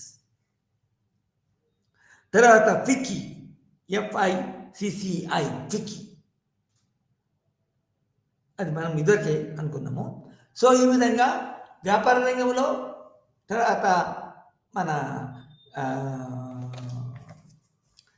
ఇది కామర్స్ రంగంలో నిజంగా అనేక రకమైన ప్రెషర్ గ్రూప్స్ ఉంటాయి. ఇందులో ముఖ్యంగా ఉద్యోగులు కాకుండా వ్యాపారస్తులు గవర్నమెంట్ మీద ట్యాక్స్ల గురించి కానీ, ఇంపోర్ట్ అండ్ ఎక్స్పోర్ట్ ట్యాక్స్ల గురించి కానీ, విదిన్ ఏ కంట్రీ ఆల్సో మనము ఆంధ్రప్రదేశ్ నుంచి మనం కాశ్మీర్కి కానీ, తర్వాత పంజాబ్ కానీ ఏదన్నా వ్యాపారస్తులు ఏదన్నా మన ఇది చేస్తారనుకోండి, అక్కడ కూడా మన మన వీళ్ళకి వ్యాపారస్తులకు వ్యతిరేకంగా నిజానికి వాళ్ళు చట్టాలు, మన పాలసీలు రూపొందించడం జరుగుతుంది. ఫర్ ఎగ్జాంపుల్ రైస్ మిల్లర్స్ మీద వాళ్ళ మీద సామాన్యంగా ప్రజలకి, తర్వాత కన్జ్యూమర్కి పగ ఉంటుంది కదా. రైస్ మిల్లర్స్ ఏబట్టే బియ్యం యొక్క, మన రైస్ యొక్క, మన ధాన్యం యొక్క ధర చాలా పెరుగుతుంది అంటారు కదా. నిజానికి అది నిజమైనా కాదైనా కూడా ప్రభుత్వం ఏం చేస్తుంది, వాళ్ళ మీద కండిషన్స్ పెడుతుంది. ఇంత మిల్లర్స్ ఈ రేట్ కొనాలని, ఇక్కడ మన ఎక్కువ మన ఏమంటుంది దాన్ని దాయొద్దు అంటే, స్టోర్ చేయొద్దని రకరకాల కండిషన్స్ పెడతారు, రకరకాల ఒత్తిడి చేస్తారు. సో ఆ ఒత్తిడిని తెచ్చుకోవడానికి మీరు అనేది సరైనది కాదు, సరే మాకు ఏమి లాభం మిగలడం లేదు అని ప్రభుత్వానికి చెప్పడానికి నిజానికి ఈ మిల్లర్స్ అసోసియేషన్స్ ఉంటాయి. సో ఒక్కొక్క రంగానికి సంబంధించిన దానికి ఒక్కొక్క రకమైన ప్రెషర్ గ్రూప్ అది ఉంటుంది అన్నట్టు. దానికి మనం ఎట్లా కనపడుతుందండి, ఈ ప్రెషర్ గ్రూప్స్ లేదనేది సమాజం నడుస్తుందా అని చెప్తారు. ప్రజలకి ఇండివిజువల్ లెవెల్ ఏమవుతుంది, ఏం చేస్తాము, నాకు ఇండివిజువల్ వ్యాపారస్తులకి నాకు మన సమస్య ఉంటే దానికి నేను పోయి చెప్పుకోలేను. తర్వాత వాళ్ళు కూడా ప్రభుత్వం తర్వాత సంబంధించిన మన రంగాలకి ఎవరైతే ఉన్నారో, పెద్దలు అయితే ఉన్నారో, వాళ్ళకి ఇదేమి ఒకరే వస్తున్నారు, ఇద్దరే వస్తున్నారు, వాళ్ళు లెక్క చేయరు. కానీ ఒక అసోసియేషన్ కనుక ఏర్పడి వాళ్ళు వాళ్ళ అందులో ఉన్న వ్యక్తులకి అన్ని సంబంధించిన యొక్క సమస్యల మీద, ప్రయోజనాల మీద మన ఒత్తిడి తీసుకురాకపోతే నిజానికి ఆ యొక్క లక్ష్యము ఛేదించడానికి, సాధించడానికి అవకాశం ఉండదు, సాధ్యం కాదన్నట్టు. సో ఇది వ్యాపార రంగంలో, తర్వాత మన ఉత్పత్తి రంగంలో, ఇండస్ట్రీస్, మన పారిశ్రామిక రంగంలో పారిశ్రామికులు, ఈ ఫిక్కీ వీళ్ళందరూ ఏంటి అంటే పారిశ్రామికులు లేదా పారిశ్రామికవేత్తలు అంటారు దాన్ని, ఇండస్ట్రియలిస్ట్. సో ఇండస్ట్రియలిస్ట్ అనేక రంగాలకి సంబంధించిన ఇండస్ట్రీ యొక్క ఓనర్స్ కలిసి వాళ్ళు మన సంబంధిత మన నిర్ణయాలు తీసుకునే సంబంధిత అధికారులపై, తర్వాత మన రాజనీతి లీడర్స్ పై మన ministry, for example ministry of commerce and trade ఉంటుంది అనుకోండి, ఆ మినిస్టర్ దగ్గర పోయి ఒత్తిడి చేయడం జరుగుతుంది. సో ఇది వాళ్ళకు అంటే మనం సామాన్యంగా ఏమనుకుంటాము, ఒక ఉద్యోగులకే ప్రెషర్ గ్రూప్స్ ఉంటాయని, ఉద్యోగస్తులకే ప్రెషర్ గ్రూప్స్ ఏర్పాటు చేసుకోవడానికి అవసరం ఉంటుంది అనుకుంటాం. కానీ అది నిజం కాదు. సర్వీస్ సెక్టరే కాకుండా నిజానికి ఉత్పత్తి రంగంలో కూడా వివిధ రకాల మన ఇండస్ట్రీస్, మన పరిశ్రమలకి ఉన్న మన ఓనర్స్, ఇండస్ట్రియలిస్ట్కి అనేక సమస్యలు ఉంటాయి. ఆ సమస్య వారికి ఓసారి అనేక రకాల సమస్య ఓసారి వాళ్ళకి ఇది ఇన్పుట్స్ దొరకవు. ఏది వాళ్ళు చేసే పరికరాలకు సంబంధించిన ఉత్పత్తి, మన ముడి సరుకులు ఉంటాయి కదా, ముడి సరుకుల యొక్క రేట్స్ ఎక్కువ పెరుగుతాయి. రేట్స్ ఎక్కువ పెరిగినప్పుడు ప్రభుత్వానికి మన నియోజించుకొని ప్రభుత్వాన్ని వేడుకొని ఆ ఉత్పత్తుల యొక్క మన రేట్ల మీద కొంచెం సబ్సిడీ ఇవ్వమని కోరుకుంటుంది. ఫర్ ఎగ్జాంపుల్ మన ఇది వీవర్స్ అసోసియేషన్, పద్మశాలీల ఉత్పత్తి సహకార సంఘాలు ఉంటాయి కదా, వాళ్ళకి నిజానికి మన మార్కెటింగ్ ఉండదు అన్నట్టు. అయితే ప్రభుత్వమే వాళ్ళని ప్రోత్సహించాలని ఏం చేస్తుంది అంటే, మన for example letter say weavers association, ఇది టెక్స్టైల్ అసోసియేషన్. అయితే వాళ్ళ దగ్గర మన మెటీరియల్ ఉంటుంది, ఇది బట్టలను కొని ప్రభుత్వం కొని అది మన కన్స్యూమర్స్కి అందరికీ ఒక 10% లేకపోతే 20%, సమ్టైమ్స్ 30% కూడా మన కన్సెషన్ ఇచ్చి వాళ్ళ అమ్ముతుంది. తర్వాత దానికి వచ్చిన డబ్బులు మళ్ళా వీవర్స్ కోఆపరేటివ్స్కి మళ్ళా చెల్లించడం జరుగుతుంది అన్నట్టు. అది ఏదైతే మన కన్సెషన్ ఏదైతే ఉందో అది ప్రభుత్వం తరఫున మన ఆ కోఆపరేటివ్స్ ఉత్పత్తి, మన ప్రొడ్యూసర్స్ కోఆపరేటివ్స్ ఉంటాయి కదా, టెక్స్టైల్ కోఆపరేటివ్స్, బట్టల రంగము, అది క్లోత్స్ ఇండస్ట్రీ, వాళ్ళకి అమౌంట్ పూర్తిగా చెల్లించవలసి వస్తుంది. సో అయితే ఇందులో కూడా సమస్యలు ఉన్నప్పుడు వీళ్ళు కూడా మన ఈ కోఆపరేటివ్స్ మెంబర్స్ కూడా అసోసియేషన్ ఏర్పడి, అది ఒకవేళ ఫర్ ఎగ్జాంపుల్ గవర్నమెంట్ వాళ్ళ దగ్గర మన ఇది ఉత్పత్తులు తీసుకుంటుంది, ఇది మన సబ్సిడీ రంగంలో సబ్సిడీ ఇచ్చి అమ్మడానికి. కానీ ఈ కోఆపరేటివ్స్ చెల్లించవలసిన అమౌంట్ ఏదైతే ఉందో వీళ్ళ యొక్క బట్టలు తర్వాత ఇవన్నీ తీసుకుంటారు కదా, మన వట్టి బట్టలు, తర్వాత నేసిన మన కుచ్చిన బట్టలు, ఫర్ ఎగ్జాంపుల్ డ్రెస్సింగ్స్ ఉంటాయి కదా, అవి తీసుకుంటారు. కానీ ప్రభుత్వం వాటి యొక్క కాస్ట్ని చెల్లించడానికి చాలా ఆలస్యం చేస్తారు. అదొక పెద్ద సరాసరి వాళ్ళకి ఈ మన టెక్స్టైల్ కోఆపరేటివ్స్కి చాలా సంబంధాలు ఉంటాయి. అటువంటి టైంలో దానికి ఒకసారి వాళ్ళు ఆత్మహత్యలు కూడా చేయడం జరుగుతుంది అన్నట్టు. సో ఈ విధంగా అనేక రంగంలో ఇది అనేక రకాల ప్రెషర్ గ్రూప్స్ ఉంటాయి అన్నట్టు. సో మనము ఇంతవరకు ట్రేడు, కామర్సు, వ్యాపారస్తుల యొక్క, ఇండస్ట్రీల యొక్క, మన పారిశ్రామికవేత్తల యొక్క, మరియు అనార్గనైజ్డ్ సెక్టర్లో ఉన్న దాని యొక్క వాళ్ళ యొక్క మన ప్రెషర్ గ్రూప్స్ ఏ విధంగా పనిచేస్తాయి, ఎందుకోసం పనిచేస్తాయి, వాళ్ళ యొక్క ఎట్లా ఉంటాయి అనేది చదువుకుందాం. తర్వాత అది రకంగా రెండో రకమైనది. ఫస్ట్ది మనం చదువుకున్నామే ఇన్స్టిట్యూషన్కి సంబంధించినవి, ఆర్బీఐలో బ్యాంకింగ్ సెక్టర్లో ఉండేటి. తర్వాత మన సెక్రటేరియట్స్ ఎంప్లాయీస్ ఉంటారు, మన వివిధ రాష్ట్రాల్లో సెక్రటరీ, అసెంబ్లీ, స్టేట్ సెక్రటరీస్ ఉంటాయి కదా, వాళ్ళ దగ్గర ఎంప్లాయీస్ ఉంటారు. అది ఇన్స్టిట్యూషనల్. రెండవది ఉత్పత్తి రంగంలో ఉండే ప్రెషర్ గ్రూప్స్. మూడవది ఈ ఆల్మండ్ అండ్ కోల్మన్ మన పరిశీలించింది ఏంటంటే నాన్ అసోసియేషన్ గ్రూప్స్. అంటే వీళ్ళు పెద్ద ఆర్గనైజ్డ్ గ్రూప్ అని ఆ విధంగా కాకుండా, పెద్ద పెద్ద పోరాటాలు కాకుండా, వాళ్లకు కొన్ని మత సంబంధమైన, సంస్కృతి సంబంధమైన, తర్వాత మరియు వాళ్ళ యొక్క ఇది ట్రెడిషన్స్ సంబంధమైన అంశాలు ఉంటాయి, ప్రయోజనాలు ఉంటాయి.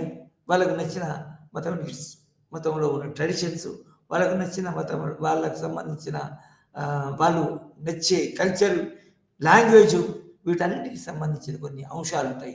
ఆ అంశాలు నిజానికి వాళ్ళు ఒక సంస్కృత రంగంలో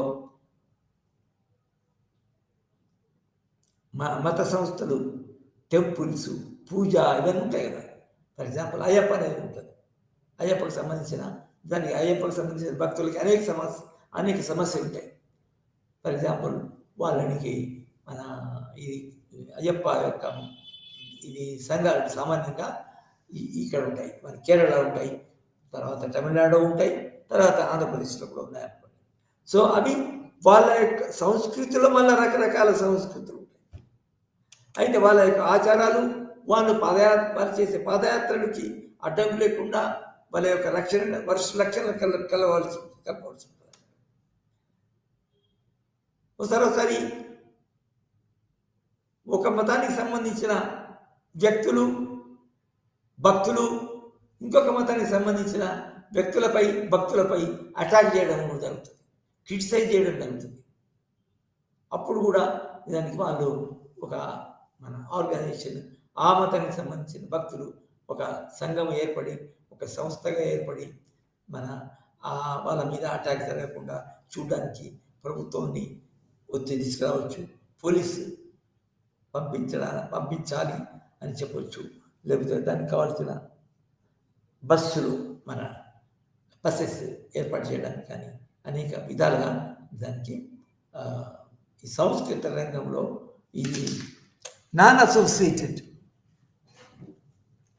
ఫర్ ఎగ్జాంపుల్ ఇందులో లాంగ్వేజ్ కూడా రావచ్చు, మతానికి రావచ్చు, రావచ్చు, తర్వాత రిలీజియస్ మైనారిటీస్కి రావచ్చు. మతానికి రిలీజియస్కి సంబంధించిన, ఫర్ ఎగ్జాంపుల్ మనము సిక్కులు ఉన్నారు సామాన్యంగా వాళ్ళకి పంజాబ్, అక్కడ ఎక్కువ ఉంటారు కాబట్టి దానికి వాళ్ళ మీద ఎక్కువ అటాక్స్ జరగడం కానీ, వాళ్ళ ఏడల వ్యతిరేకత కానీ, వాళ్ళ ఏడల అసహ్యం కానీ ప్రదర్శించే అవకాశాలు ఉండవు వాళ్ళ యొక్క పంజాబ్లో.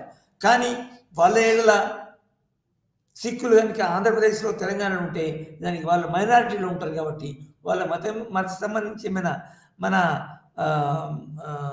ఏమంటారు దాన్ని, పండుగలు చేసుకోవడం కానీ, జయంతులు చేసుకోవడం కానీ, వాళ్ళ మతం సంబంధించిన గురువు, ఫర్ ఎగ్జాంపుల్ గురు నానక్, అతను మనకి మన దేశమంతటా గురు నానక్ బర్త్డే దానికి సెలవు ఉంటుంది. ఆ రోజులు సిక్కులందరూ ఒక ధర్నాలు చేయడం, ఒక ప్రొసెషన్ చేయడం కానీ, వాళ్ళ యొక్క గురువును పొగడుతూ, తర్వాత గురువు మీద పాటలు పాడుతూ, గురువుకు సంబంధించిన పాటలు పాడుతూ ప్రొసెషన్లో ఇది ఏమంటుంది దాన్ని, రోడ్ల మీద ప్రొసెషన్స్ తీయడం జరుగుతుంది. ఎగ్జిబిషన్, మేము గురునానక్ భక్తులము, మేము సిక్కులము అని చూపించుకోవడానికి వాళ్ళు ఒక ప్రొసెషన్స్ జరుగుతుంది. ఆ ప్రొసెషన్ మీద ఎవరైనా వేరే మతాలకు సంబంధించిన వ్యక్తులు దాడి చేసినా, ఆటంకం కలిగించినా కూడా వాళ్ళు దాన్ని తట్టుకోవడానికి, ఆ దాడిని తట్టుకోవడానికి ఆ మత సంఘాలు ఏర్పడవచ్చు. ఆ గురువు ఇది సిక్కుల యొక్క సంబంధించిన ఆర్గనైజేషన్స్ ఏర్పడవచ్చు. అదేవిధంగా ఇంకొక మైనారిటీ ఏదైతే ఉందో అది ముస్లిమ్స్. సో ఆ మతానికి సంబంధించిన ఏదైనా సమస్యలు ఉంటే ఆ సమస్యలను పరిష్కరించడానికి, ఆ సమస్యలను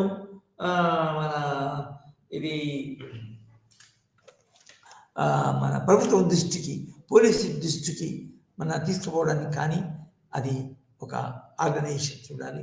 అట్లా దానికి ఆర్గనైజేషన్స్ ఆ మతాన్ని ప్రమోషన్ చేయడానికి, మా మతాన్ని సంబంధించిన విషయాలను ప్రొపగేట్ చేయడానికి దానికి ఆర్గనైజేషన్స్ ఉండాలి. ఆ ఆర్గనైజేషన్సే మత సంబంధమైన ప్రెషర్ గ్రూప్స్. అందులో మన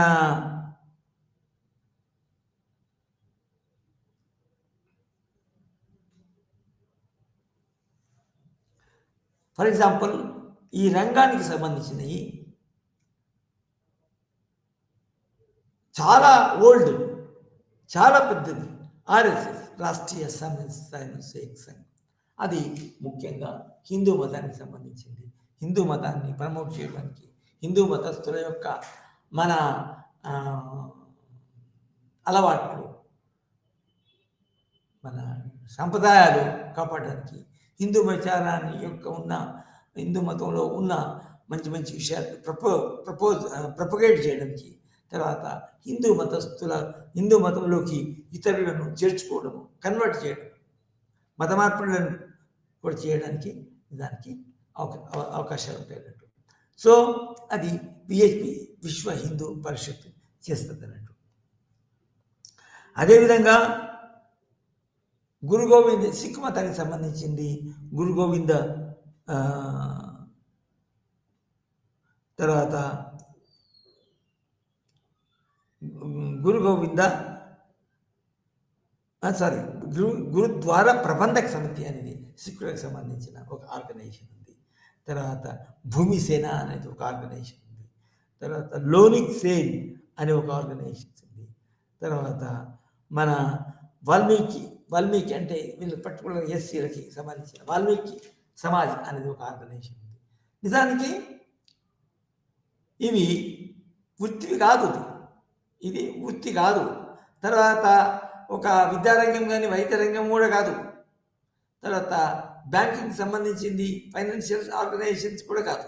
ఇవి నిజానికి మన non asocial, non professional, non production రంగాలు అనేవి.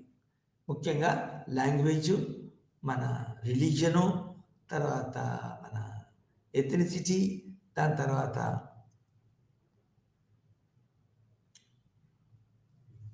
కల్చర్, సంస్కృతి. ఫర్ ఎగ్జాంపుల్ ఈ మధ్యన మతానికి సంబంధించిందే కానీ కల్చర్ ఒక మన నమ్మకాలు ఇమ్మకాలు కాకుండా డ్రెస్సింగ్ కూడా మొత్తం దేశమంతా ఒక మన ఒక ఉద్యమం లెక్క వచ్చింది చూడండి. ఏది కజబ్ అంటే మన బుర్కా, ఇది ముస్లిమ్స్ ధరించి స్కూల్లో పోవచ్చు, కాలేజీలో పోవచ్చు అని ముస్లిమ్స్ అని ప్రభుత్వాన్ని ఒత్తిడి చేస్తే, లేదు అసలు బుర్కాలు ధరించవద్దు, కాలేజీకి ధరించవచ్చు అన్ని 2-3 రకాల కారణాలు ఉన్నాయి దానికి వ్యతిరేకంగా ఉండడానికి. ముస్లిమ్స్ వాళ్ళ యొక్క రిలీజన్, వాళ్ళ యొక్క ట్రెడిషన్స్కి సంబంధించిన మన బుర్కా వాడతారు. తర్వాత నాన్ ముస్లిమ్స్ ఏమంటారంటే నిజానికి అవి వాడడం వల్ల నిజానికి కొన్ని ఒక ఎబ్బెట్టి ఉంటుంది. తర్వాత వాళ్ళ మతాన్ని సూచించినట్టు ఉంటుంది. నిజానికి అటువంటి ఫిజికల్గా అవి చేయకూడదు, అందరు కనబడేటట్టు ఎక్స్పోజర్గా చేయకూడదు, మన తొడకూడదు, వస్త్రాలు ఉండకూడదు అని ముస్లిమేతర మన మతస్థులు ఏదైతే ఉన్నారో వాళ్ళు కొట్టడం జరుగుతుంది, బుర్క ధరించకూడదు. సో ఆ విధంగా ముస్లిమ్స్ మైనారిటీ ఆర్గనైజేషన్స్ ఏం చేస్తాయంటే ప్రభుత్వం మీద చర్చిస్తే వస్తుంది, కోర్టు కూడా పోవడం జరుగుతుంది. తర్వాత Shiv Sena, Shaivites, Vaishnavites, within the Hindu fold, within the Hindu religious fold, there are sub-religious groups. For example, Shaivites, the Vaishnavites. వాళ్ళకి వేరే వాళ్ళ ఒక్కొక్క సబ్ రిలీజియస్ గ్రూప్కి ఒక్కొక్క ఆర్గనైజేషన్స్ ఉంటాయి. సో ఇది లాంగ్వేజ్. మన లింగ్విస్టిక్ గ్రూప్స్ ఉంటాయి, ఎందుకంటే లింగ్వేజ్ కూడా పర్టికులర్ మైనారిటీ వాళ్ళ యొక్క లాంగ్వేజ్ను కాపాడుకోవడానికి దానికి అది కల్చర్, తర్వాత లాంగ్వేజ్, సాహిత్యాన్ని కాపాడడానికి వాళ్ళు మన ఆ మతస్థులు కూడా దానికి ఒక ఆర్గనైజేషన్స్, కల్చరల్ ఆర్గనైజేషన్స్, దాన్ని ఏమంటారు కోల్మన్ అండ్ మన ఆల్మండ్ ఏమంటారు వాటిని నాన్ అసోసియేషనల్ గ్రూప్స్ అని ప్రెషర్ గ్రూప్స్ అంటారు. సో ముఖ్యంగా మనం ఏం చెప్పుకున్నాము, విహెచ్పి. తర్వాత బజరంగ దళాన్ని కూడా ఒకటి ఉంది, విహెచ్పి బజరంగ దళం. తర్వాత గురుద్వారా ప్రబంధక సమితి సిక్కుల యొక్క, దాని తర్వాత భూమి సేన అనేది కూడా ఉంది, లోనిక్ సేన అనేది ఉంది, తర్వాత వాల్మీకి సమాజ్ అనే ఒక కల్చరల్ ఆర్గనైజేషన్ కూడా ఉన్నది. అయితే ఇవన్నీ దానికి నాన్ అసోసియేషన్. ఎందుకన్నానంటే ఈ వృత్తులకు సంబంధించినది కాకుండా ఆచారాలకి, వ్యవహారాలకి, సంస్కృతికి సంబంధించిన అంశాలు ఇందులో తీసుకురాబడుతుంది. ఇందులో ఉన్న మెంబర్స్ దానికి మళ్ళీ అందులో కూడా ఉండొచ్చు. ఏది ఇన్స్టిట్యూషనల్ ఫెలోషిప్స్ అది, కానీ అది ఇన్స్టిట్యూషన్ ఆ వ్యక్తులు, సభ్యులు ఇందులో ఉండొచ్చు. తర్వాత మన ఎక్కడైతే పనిచేస్తాడో బ్యాంకులో పనిచేస్తాడు ఇంకోటి వ్యక్తులు, కొందరు వ్యక్తులు. సో ఈ కల్చరల్ ఆర్గనైజేషన్స్ ఈ కల్చర్ గురించి మాట్లాడుతుంది, పోరాడుతుంది. తర్వాత అతనికి ఆర్థిక విషయాలు, పని గంటలు, పని సంబంధాలు ఉంటాయి కదా, వాటి గురించి పోరాడడానికి అదే వ్యక్తి లేకపోతే అదే రకమైన వ్యక్తులు ఆ అసోసియేషన్ కూడా ఉండడం జరుగుతుంది. అది తప్పు కాదు, లీగల్ కాదు. అది వేరు, ఇది వేరు.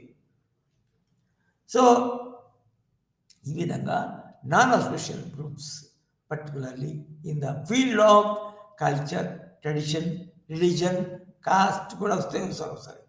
కానీ ఇంకోటి ఏంటంటే ఈ రంగాల్లో ఉన్న లీడర్స్ దానికి ఆ రంగాల్లో ప్రజలకు కూడా నిజమైన అనేక రకమైన సహాయాలు చేయడం జరుగుతుంది. ఫర్ ఎగ్జాంపుల్ ముస్లిమ్స్కి ఉందండి.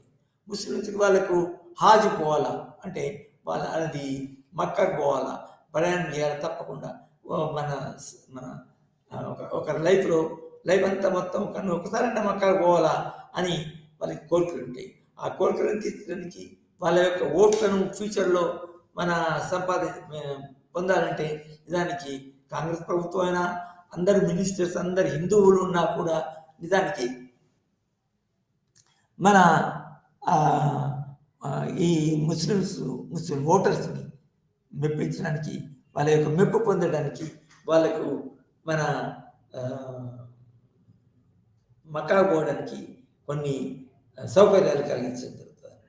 సో ఆ సౌకర్యాన్ని పొందడానికి కూడా నిజానికి ఆ మతానికి సంబంధించిన ఆర్గనైజేషన్స్ కూడా దాన్ని ఒత్తిడి చేస్తారండి. సో తర్వాత ఇంకొక లాస్ట్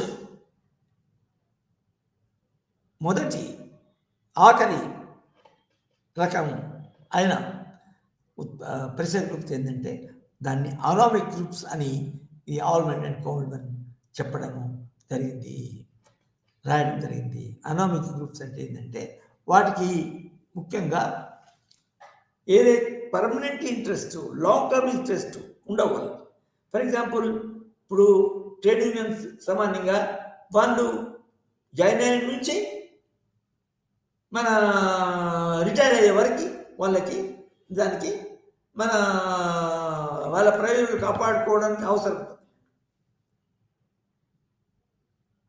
అట్లా కాకుండా కొంతకాలం వరకే ఒక ఇష్యూ ఉంటుంది, కొంతకాలం వరకే ఒక ఇష్యూ ఉంటుంది. అది కొన్ని వర్గాల ప్రజలకే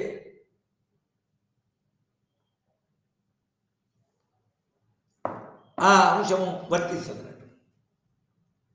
అదేవిధంగా కొన్ని సడన్ సిచ్యువేషన్స్ వస్తాయి. ఫర్ ఎగ్జాంపుల్ మనకి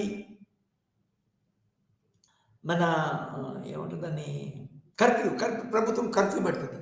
ఆ కర్ఫ్యూలో కూడా నిజానికి కర్ఫ్యూ ఉన్నంతసేపే కొన్ని ఇష్యూస్ ఉంటాయి. ఏది కొందరు నిజానికి వాళ్ళ ఆఫీస్కి కర్ఫ్యూ పెట్టినప్పుడు కూడా వాళ్ళ ఆఫీస్ మాత్రం ఓపెన్ ఉంటుంది కాబట్టి ఆఫీస్కి తొందర పోవాలంటే నిజంగా ఎట్లా.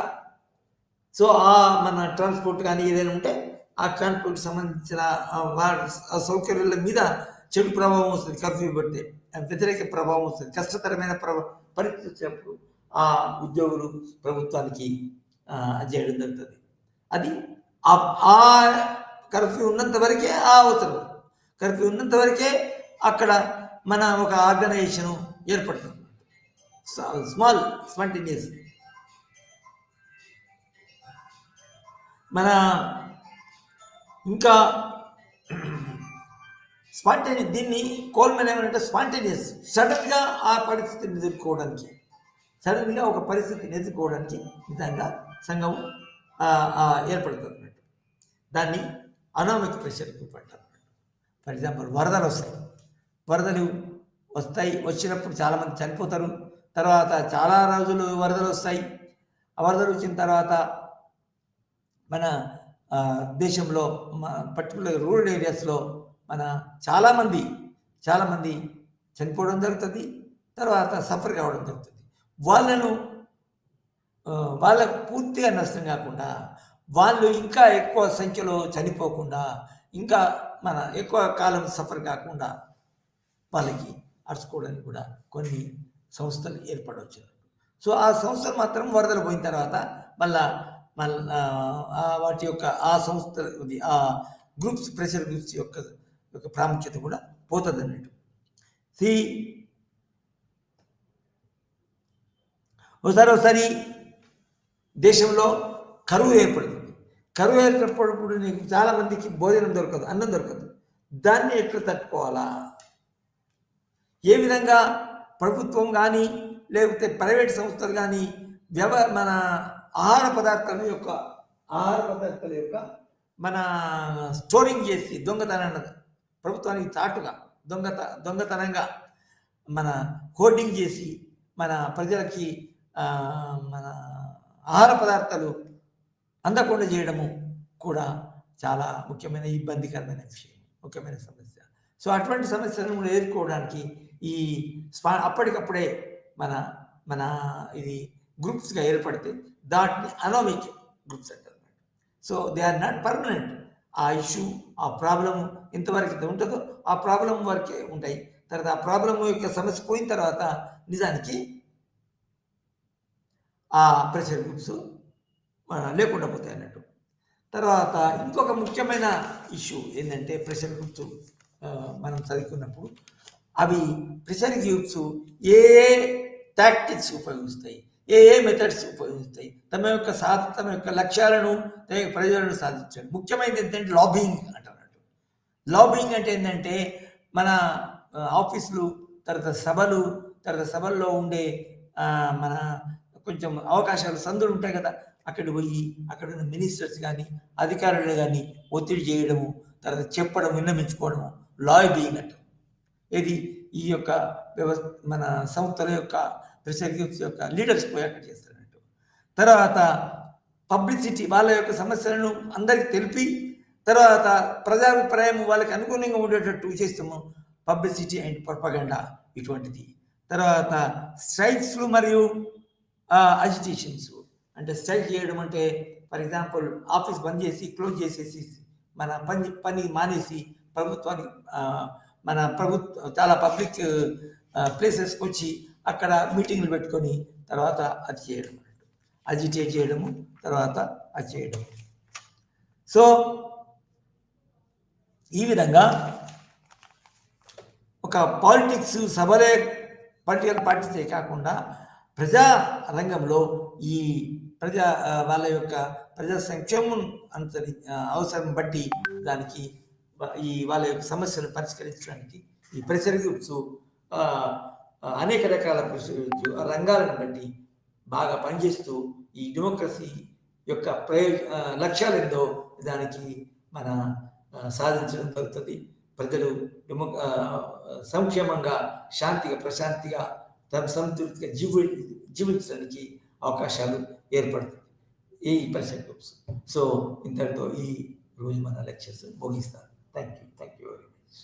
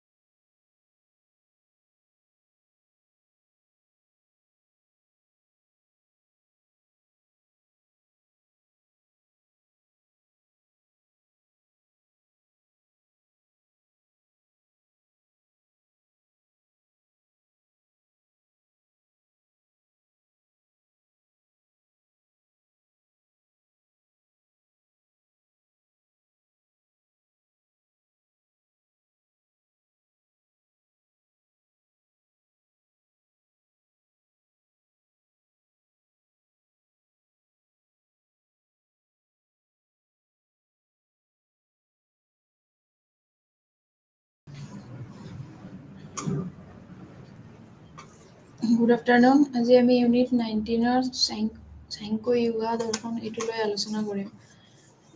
সাংখ্য য়োগা দৰ্শনৰ যিমান ইণ্ডিয়ান ফিলচফিৰ মাজত স্কুলবিলাক আছে তাৰ মাজতে সাংখ্য দৰ্শন আৰু য়োগা দৰ্শনৰ এটা পাৰ্ট হয়। সাংখ্য দৰ্শনত মেইনলি তাতে পুৰুষ আৰু প্ৰকৃতি এই দুটা বিষয়ে আলোচনা কৰা হৈছিলে। আৰু সাংখ্য দৰ্শনে দুটা মূল তত্ত্ব স্বীকাৰ কৰি লৈছে। সেই দুটা হ'ল পুৰুষ আৰু প্ৰকৃতি। ভাৰতীয় দৰ্শন সম্প্ৰদায়ৰ মাজত বিভিন্ন দৰ্শন সম্প্ৰদায়ৰ মাজত বহুত কেইটামান অৰ্থডক্স, হেটাৰডক্স এইবিলাক পাৰ্ট আছিলে।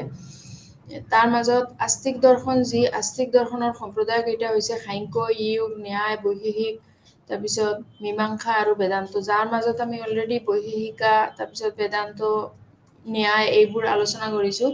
সেইটোৰে পাৰ্ট এটা হ'ল আজি সাংখ্য এণ্ড য়োগা। এইটো পাৰ্ট আজি আলোচনা কৰিম। মেইনলি সাংখ্যটো আজি আলোচনা কৰিম। তো মেইনলি ইউনিট 19ৰ মাজত যি তাৰ কি চেপ্টাৰটোত কি বিষয়বস্তু আছে এইখিনি আগতে কৈ দিওঁ। যিবিলাক ফাৰ্ষ্টতে হ'ল উদ্দেশ্যসমূহ, তাৰপিছত পৰিচয়, তাৰপিছত সাংখ্য দৰ্শনৰ মাজৰ লগত যি মেটাফিজিক্সৰ যি ৰিলেশ্যন এইটো এটা, তাৰপিছত সাংখ্য দৰ্শন আৰু কাউজেলিটিৰ তত্ত্ব, তাৰপিছত অবজেকশ্যন যিটো সাংখ্য দৰ্শনৰ লগত যি ৰিলেশ্যন, তাৰপিছত সাংখ্য দৰ্শনৰ যি এপিষ্টেমলজিৰ লগত যি ৰিলেশ্যন এইটো এটা সম্পৰ্ক, তাৰপিছত বন্ধন আৰু মুক্তিৰ ওপৰত সাংখ্য দৰ্শনৰ যি ৰিলেশ্যন, তাৰপিছত থিয়ৰী অফ কজেশ্যন লৈ যিটো সেইটো হ'ল কজেশ্যনৰ তত্ত্বটো, তাৰপিছত য়োগ দৰ্শনত হ'ল যোগসূত্ৰৰ সংগঠন, যি য়োগ দৰ্শনৰ লগত যি ৰিলেটেড, তাৰপিছত য়োগ দৰ্শনৰ লগত যি মনোবিজ্ঞানৰ ৰিলেশ্যন এইখিনি, তাৰপিছত আঠগুণ যি যোগ, আঠগুণৰ লগত যি যোগ সেইটো, আৰু তাৰপিছত যোগ দৰ্শন ঈশ্বৰ আৰু মুক্তিৰ লগত যি ৰিলেশ্যন এইখিনি। তো ফাৰ্ষ্টতে আমি মেইনলি পতঞ্জলিৰ যিবিলাক পতঞ্জলি মেইনলি আলোচনা কৰিছিলে এইখিনি সাংখ্য দৰ্শনৰ বিষয়বস্তু লৈ। সাংখ্য দৰ্শনত হৈছিলে কোন? প্ৰৱৰ্তক হ'ল মহৰ্ষি কপিলী আৰু য়োগা দৰ্শনত হ'ল পতঞ্জলি।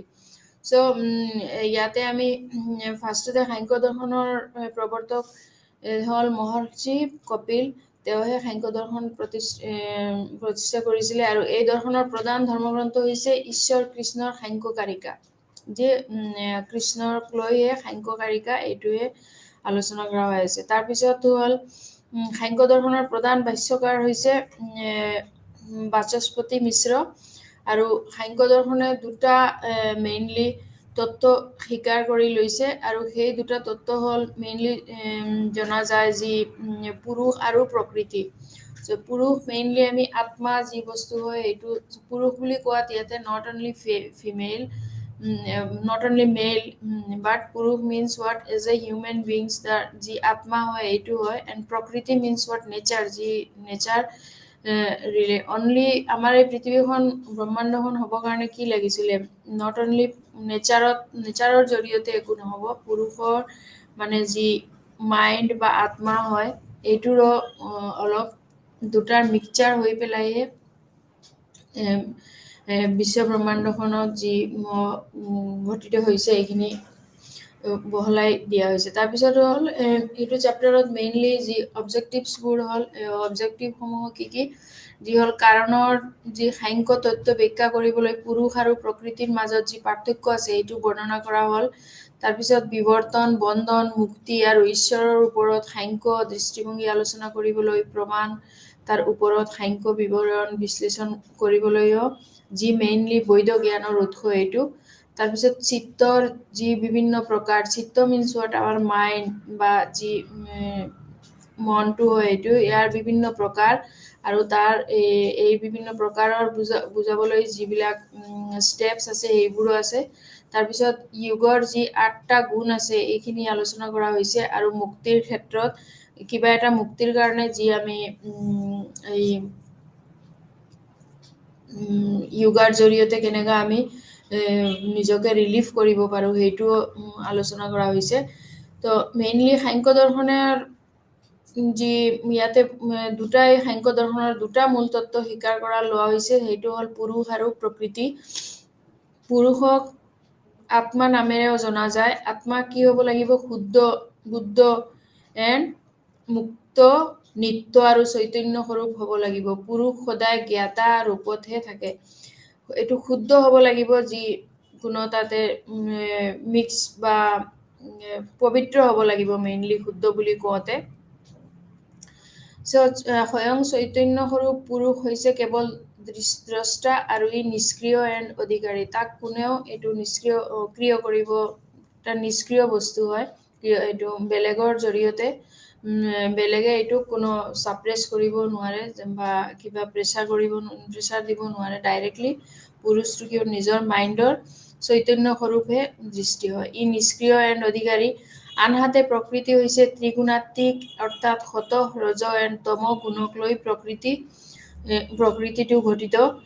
সাংখ্য দৰ্শনৰ সৎ কাৰ্যবাদত সাংখ্য দৰ্শনত যিসকলে বিশ্বাসকাৰী হয়, তেওঁলোকে মেইনলি সৎ কাৰ্যবাদীত বিশ্বাসী আৰু অৰ্থাৎ কাৰ্য উৎপত্তিৰ আগতে কাৰণৰ মাজত নিহিত থাকে। সৎ কাৰ্যবাদত কিয় মেইনলি হ'ল কাৰ্য যেতিয়া উৎপত্তি হ'ব, তাৰ আগতেই যি কাৰণৰ মাজত যি নিহিত, তেওঁ কাৰণৰ মাজতে নিহিত থাকিব। এইখিনি আছিলে অবজেক্টিভছ মেইনলি। তাৰপিছত আমি সাংখ্য দৰ্শনত ভাৰতৰ দৰ্শনৰ যি আটাইতকৈ পুৰণি বিদ্যালয়সমূহৰ ভিতৰত এটা দৰ্শন হয়। এইটো এনেকুৱা কাৰণ সাংখ্য মূল নীতিবোৰ ন্যায়, বৈশিষ্ট্য, বিশেষ যোগ, তাৰপিছত জৈন ধৰ্ম আৰু বেদান্ত এইবোৰো দেখা যায়। সাংখ্য দৰ্শনৰ প্ৰতিষ্ঠাপক হৈছে, অলৰেডি ক'লো মই, কপিলা, যিয়ে সাংখ্য সূত্ৰ চিত্ৰনাট্য লিখিছিলে। আৰু ইয়াক বহুতো পণ্ডিতে মন্তব্য কৰিছে যে সেইবোৰৰ ভিতৰত গুৰুত্বপূৰ্ণ মন্তব্যটোক ঈশ্বৰাজকৰৰ দ্বাৰা সাংখ্য কাৰিকা বুলি কোৱা। এইটোক যি নাটকটোৰ ৰূপত দিছে তেওঁলোকে চিত্ৰনাট্যটো, সেইটো সাংখ্য কাৰিকা বুলি কোৱা হয়। কিছুমানে বিশ্বাস কৰে যে সাংখ্য শব্দটো সংখ্যা শব্দটোৰ পৰা আহৰণ কৰা হৈছে, যাৰ অৰ্থ হৈছে সংখ্যাৰ লগতে সঠিক জ্ঞান। কিছুমানে এইটো কি বিশ্বাস কৰে যে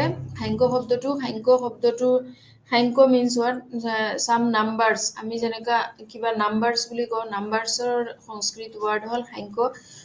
কিছুমানে এইটোও বিলিভ কৰে যে তাতে সংখ্যাটো কাউণ্টেবল, সেইটো কাৰণে এইখন স্কুলক সাংখ্য দৰ্শন বুলি, এই ফিলচফি দৰ্শনক সাংখ্য ফিলচফি বুলি কোৱা হয়।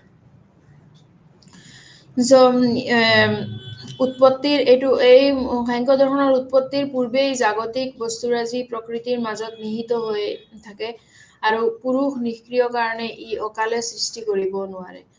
ঠিক এইদৰে অচেতন প্ৰকৃতিও জগতৰ সৃষ্টিৰ কাৰণ হ'ব নোৱাৰে। আৰু সৃষ্টিৰ পূৰ্বে প্ৰকৃতিৰ তিনিটা গুণ সামঞ্জস্য ব্যৱস্থাত থাকে, কিন্তু যেতিয়া প্ৰকৃতি পুৰুষৰ সান্নিধ্যলৈ আহে, তেতিয়া প্ৰকৃতিৰ সাম্যাৱস্থা বিনষ্ট হয় আৰু জগতৰ উৎপত্তিৰ ক্ৰম আৰম্ভ হয়। পুৰুষ আৰু প্ৰকৃতিৰ সংযোগত প্ৰথমে মহৎ বা বুদ্ধিৰ উৎপত্তি হয়, আৰু বুদ্ধিৰ পৰাই অহংকাৰৰ সৃষ্টি হয়, অহংকাৰৰ পৰাই মন, পঞ্চ জ্ঞানেন্দ্ৰিয়, পঞ্চ কৰ্মেন্দ্ৰিয় আৰু পঞ্চ তন্মাত্ৰৰ সৃষ্টি হয়। এই বস্তুবোৰৰ পৰাই কি হয়, মানুহৰ মনত এই পুৰুষ আৰু প্ৰকৃতিৰ পিছৰ পৰাই বুদ্ধি ষ্টাৰ্ট হয়, আৰু এইটোৰ জৰিয়তে কি হয়, এই জগতৰ যি উৎপত্তিৰ ক্ৰম আৰম্ভ হয়। তাৰপিছত পুৰুষ আৰু প্ৰকৃতি প্ৰথমে কি হ'ব, বুদ্ধিৰ উৎপত্তি, বুদ্ধিৰ পৰা আকৌ কি হ'ব, অহংকাৰ হ'ব, অহংকাৰ পৰা মন কি হ'ব, পঞ্চেন্দ্ৰিয়, কৰ্মেন্দ্ৰিয় এইবোৰৰ সৃষ্টি হ'ব। সাংখ্যকাৰসকলৰ মতে প্ৰকৃতিৰ পৰা পঞ্চভূত মহাভূতলৈকে এই ২৪ বিধ বিকাশৰ মাজতে গোটেই সৃষ্টি প্ৰক্ৰিয়াটো বিয়পি হৈ আছে, according to Samkhya philosophy. Samkhya ফিলচফিৰ মতে যি পুৰুষ আৰু প্ৰকৃতিৰ জৰিয়তে যি বুদ্ধি হয়, এই বুদ্ধিৰ জৰিয়তে লাষ্টত গৈ কি হয়, যদিও উন্নত ডেভেলপড হৈ থাকে, তথাপিও ভাল ৰূপ লয়, তথাপিও তাতে কি হয়, বুদ্ধি সোমাই কিনি বস্তুটোত তাতে অহংকাৰ সৃষ্টি হয়, আৰু অহংকাৰৰ পিছত বস্তুটো লাহে লাহে নিম্নগামী হ'বলৈ ষ্টাৰ্ট কৰে। যোগ দৰ্শনত আকৌ বেলেগ হয়। যোগ দৰ্শনৰ যি যোগ সূত্ৰ হৈছে ইয়াৰ তাত্ত্বিক বা ব্যৱহাৰিক দুয়োটা দিশতে যোগৰ প্ৰথম আৰু মুখ্য প্ৰণালীবদ্ধ আৰু কৰ্তৃত্বশীল উপস্থাপন। ইয়াৰ পিছত যোগ দৰ্শন পতঞ্জলি সৃষ্টি কৰা আছিলে। চ' ব্যাস বা যোগ ব্যাস এইবোৰৰ জৰিয়তে যোগ দৰ্শনত এটা ভাল সংযোজন লাভ কৰিছে। আৰু তাতে ভাকাধিপতি মিশ্ৰ বুলি আছে, তেওঁৰহে তত্ত্ব আছিলে বৈৰাশ আদি বুলি এখন দৰ্শনৰ এটা পাৰ্ট হয়। এইটো এটা ভাল সংযোজন হয়। চ' এই দুটা কামত যোগ সূত্ৰ ভাষ্য হিচাপে গণ্য কৰা হয়। আৰু যোগ দৰ্শন সাংখ্য দৰ্শনৰ সৈতে ওতঃপ্ৰোতভাৱে জড়িত। চ' যোগে আত্মৰ উপলব্ধিৰ বাবে এক ব্যৱহাৰিক পথ উপস্থাপন কৰে, আনহাতে এনেই যোগৰ জৰিয়তে আত্মাৰ কি হয় উপলব্ধিৰ কাৰণে এক ব্যৱহাৰিক পথ সেইটো উপস্থাপন কৰে, আনহাতে সাংখ্যই মনোযোগ আৰু ধ্যানৰ জৰিয়তে নিজৰ জ্ঞান প্ৰাপ্তিৰ ওপৰত গুৰুত্ব আৰোপ কৰে। সেয়েহে যোগ হৈছে অভ্যাস আৰু সাংখ্য ইয়াৰ তত্ত্ব বুলি কোৱাটো অশুদ্ধ নহ'ব। চ' যোগৰ জৰিয়তে কি হয় মেইনলি আমি যি জ্ঞান প্ৰাপ্তিৰ এইটো নিজৰ যি জ্ঞান যোগেৰ আত্মাৰ যি উপলব্ধি হয়, আত্মাক কি কৰিব পাৰে যোগৰ জৰিয়তে আমি আত্মাক এটা যেনেকা চিম্পলি আমি মেডিটেশ্যনৰ জৰিয়তে আজিকালি মেডিটেশ্যন বুলি কোৱাত চবে বুজি পায়। চ' আমি এই যোগটোক ইনডাইৰেক্টলি আমি বুজাবৰ কাৰণে মেডিটেশ্যন বুলিও ক'ব পাৰোঁ, যি এইটোৰ জৰিয়তে কি হয় এটা আত্মাৰ উপলব্ধি হয়, যি আমাৰ মাইণ্ড হয় এইটো এটা ৰিফ্ৰেছমেণ্টৰ নিচিনা হয়। আৰু আনহাতে সাংখ্যটো কি হ'ব মনোযোগ আৰু ধ্যানৰ জৰিয়তে নিজৰ জ্ঞান প্ৰাপ্তিৰ ওপৰতহে গুৰুত্ব আৰোপ কৰে।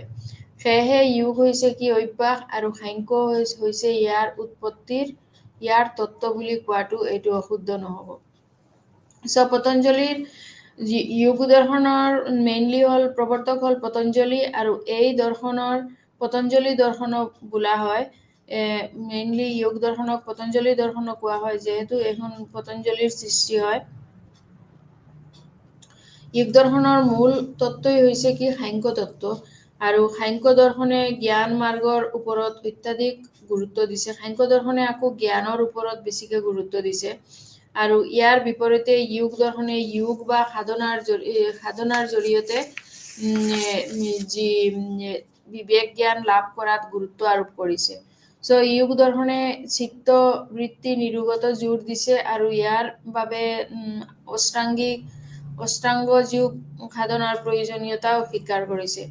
চ' কিছুমান তাতে যোগ দৰ্শনত ঈশ্বৰৰো উল্লেখ পোৱা যায়। পতঞ্জলিৰ মতে যোগ সাধনাৰ বাবে ঈশ্বৰৰ ওপৰতো ভক্তি ৰখাটো প্ৰয়োজন। যেনেকা আজি এতিয়াৰ বৰ্তমান লাইফত মেডিটেশ্যন কৰিবলৈ যাওঁতে তাতে ওমকাৰৰ এইটো মন্ত্ৰটো লোৱা হয়, যাৰ জৰিয়তে ডাইৰেক্টলি নিজকে ঈশ্বৰৰ ওচৰত নিজৰ মাইণ্ডটো দিয়া হয়, উপস্থাপন কৰা হয়। তেতিয়া আৰু প্ৰাণায়ামৰ নিচিনা বস্তুটো তেওঁ একলব্যতাৰ এক নিগ্ৰহ চেষ্টাৰ জৰিয়তে এইখিনি বস্তুটো যোগ দৰ্শনে নিজৰ মাইণ্ডৰ ভালৰ কাৰণে, নিজৰ মাইণ্ডৰ ৰিলিফৰ কাৰণে এই বস্তুটো যোগ ধ্যানৰ নিচিনা এই বস্তুটো ঈশ্বৰৰ মন্ত্ৰৰ লগতে মনত আনি পেলাই থাকে। চ' এই বস্তুটো তেতিয়া আৰু এতিয়া মেডিটেশ্যন যিক আমি তাক মেডিটেশ্যন বুলি ক'ব পাৰোঁ, কিন্তু তেতিয়া এইটো মেডিটেশ্যন নোহোৱাকৈ কি আছিলে যোগ দৰ্শন বুলি আছিলে। কিন্তু এতিয়াও এইটো যোগ দৰ্শনৰ যিবিলাক ফ'ল' কৰা হয় এইখিনি মেডিটেশ্যনতে ফ'ল' কৰা হৈছে। চ' দুটা যোগ দৰ্শন আৰু সাংখ্য দৰ্শনৰ সৈতে ওতঃপ্ৰোতভাৱে জড়িত হৈ আছে। যোগে কি কৰে আত্মাৰ উপলব্ধিৰ বাবে এক ব্যৱহাৰিক পথ উপস্থাপন কৰে, আৰু সাংখ্যই মনোযোগ আৰু ধ্যানৰ জৰিয়তে নিজৰ জ্ঞান প্ৰাপ্তিৰ ওপৰতে গুৰুত্ব আৰোপ কৰে। সেয়েহে যোগ হৈছে কি অভ্যাস আৰু সাংখ্য ইয়াৰ তত্ত্ব বুলি কোৱাটো অশুদ্ধ নহ'ব।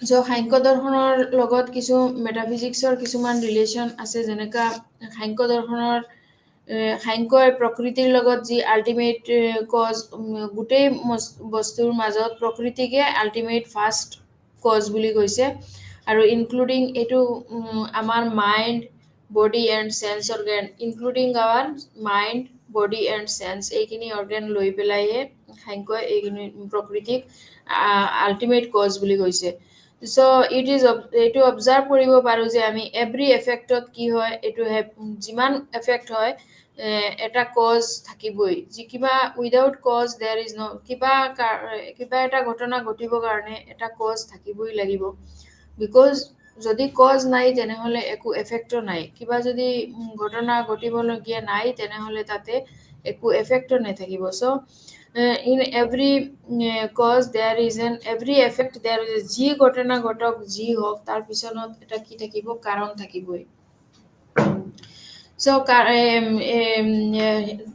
কজ আৰু এফেক্টৰ এই দুটা ইনছেপাৰেবল যেতিয়া কজক আমি এফেক্টৰ পৰা আঁতৰাব নোৱাৰোঁ কাৰণ আৰু কাৰ্য আৰু কাৰণ এই দুটাৰ পৰা আমি এটা আৰু এটাকক পৰা আঁতৰাব কৰিব নোৱাৰোঁ বিকজ কাৰণ যেতিয়া হ'ব তেতিয়াহে কাৰ্যটো ঘটিব চ' কাৰ্য আৰু কাৰণ দুটা ভেৰি ক্ল'জলি ৰিলেটেড কাৰ্য মিনছ হোৱাট যিটো কাৰ্য যিটো হৈ আছে এইটো এণ্ড কাৰণ মিনছ হোৱাট এফেক্ট যোনটো এফেক্ট হ'ব চ' বহুত আৰ ভেৰি ক্ল'জলি ৰিলেটেড চ' সাংখ্য দৰ্শনত বাস্তৱবাদ হিচাপে গণ্য কৰা হয় আৰু ই দ্বৈতবাদী বিকজ ই দুটা চূড়ান্ত বাস্তৱতাৰ মতবাদ ধাৰণ কৰে প্ৰকৃতি আৰু পুৰুষ দুটাৰেই বাস্তৱতাৰ ধাৰণ কৰে আৰু ইয়াৰ উপৰিও ই পুৰুষ বহুত মানে নিজে পুৰুষ মিনছ হোৱাট মানে নিজে আৱাৰ মাইণ্ড এণ্ড আত্মা এইটো আৰু পদাৰ্থৰ অস্তিত্ব বজাই ৰাখে সেয়েহে বস্তুত্ববাদী হিচাপে গণ্য কৰা হয় আৰু এইটো বাস্তৱবাদ কিয়নো ই বিশ্বাস কৰে যে পদাৰ্থ আৰু আত্মা দুইটাই সমানে বাস্তৱ চ' সাংখ্য বিদ্যালয়ে সাংখ্য স্কুলত যি প্ৰকাশ কৰে যে আত্মা পুৰুষক আৰু আত্মা মানে যিবোৰ জীৱ বা জড় পদাৰ্থ যেনেকা প্ৰকৃতি ইজনে সিজনৰ পৰা আমূল পৃথক চ' সাংখ্য মতে প্ৰকৃতি হৈছে আমাৰ মন শৰীৰ আৰু সংবেদন অংগকে ধৰি সকলো বস্তুৰ চূড়ান্ত এটা প্ৰথম কাৰণ যি মেইন কজ বুলি আমি ক'ব পাৰোঁ এইটোক আমি কি ক'ব পাৰোঁ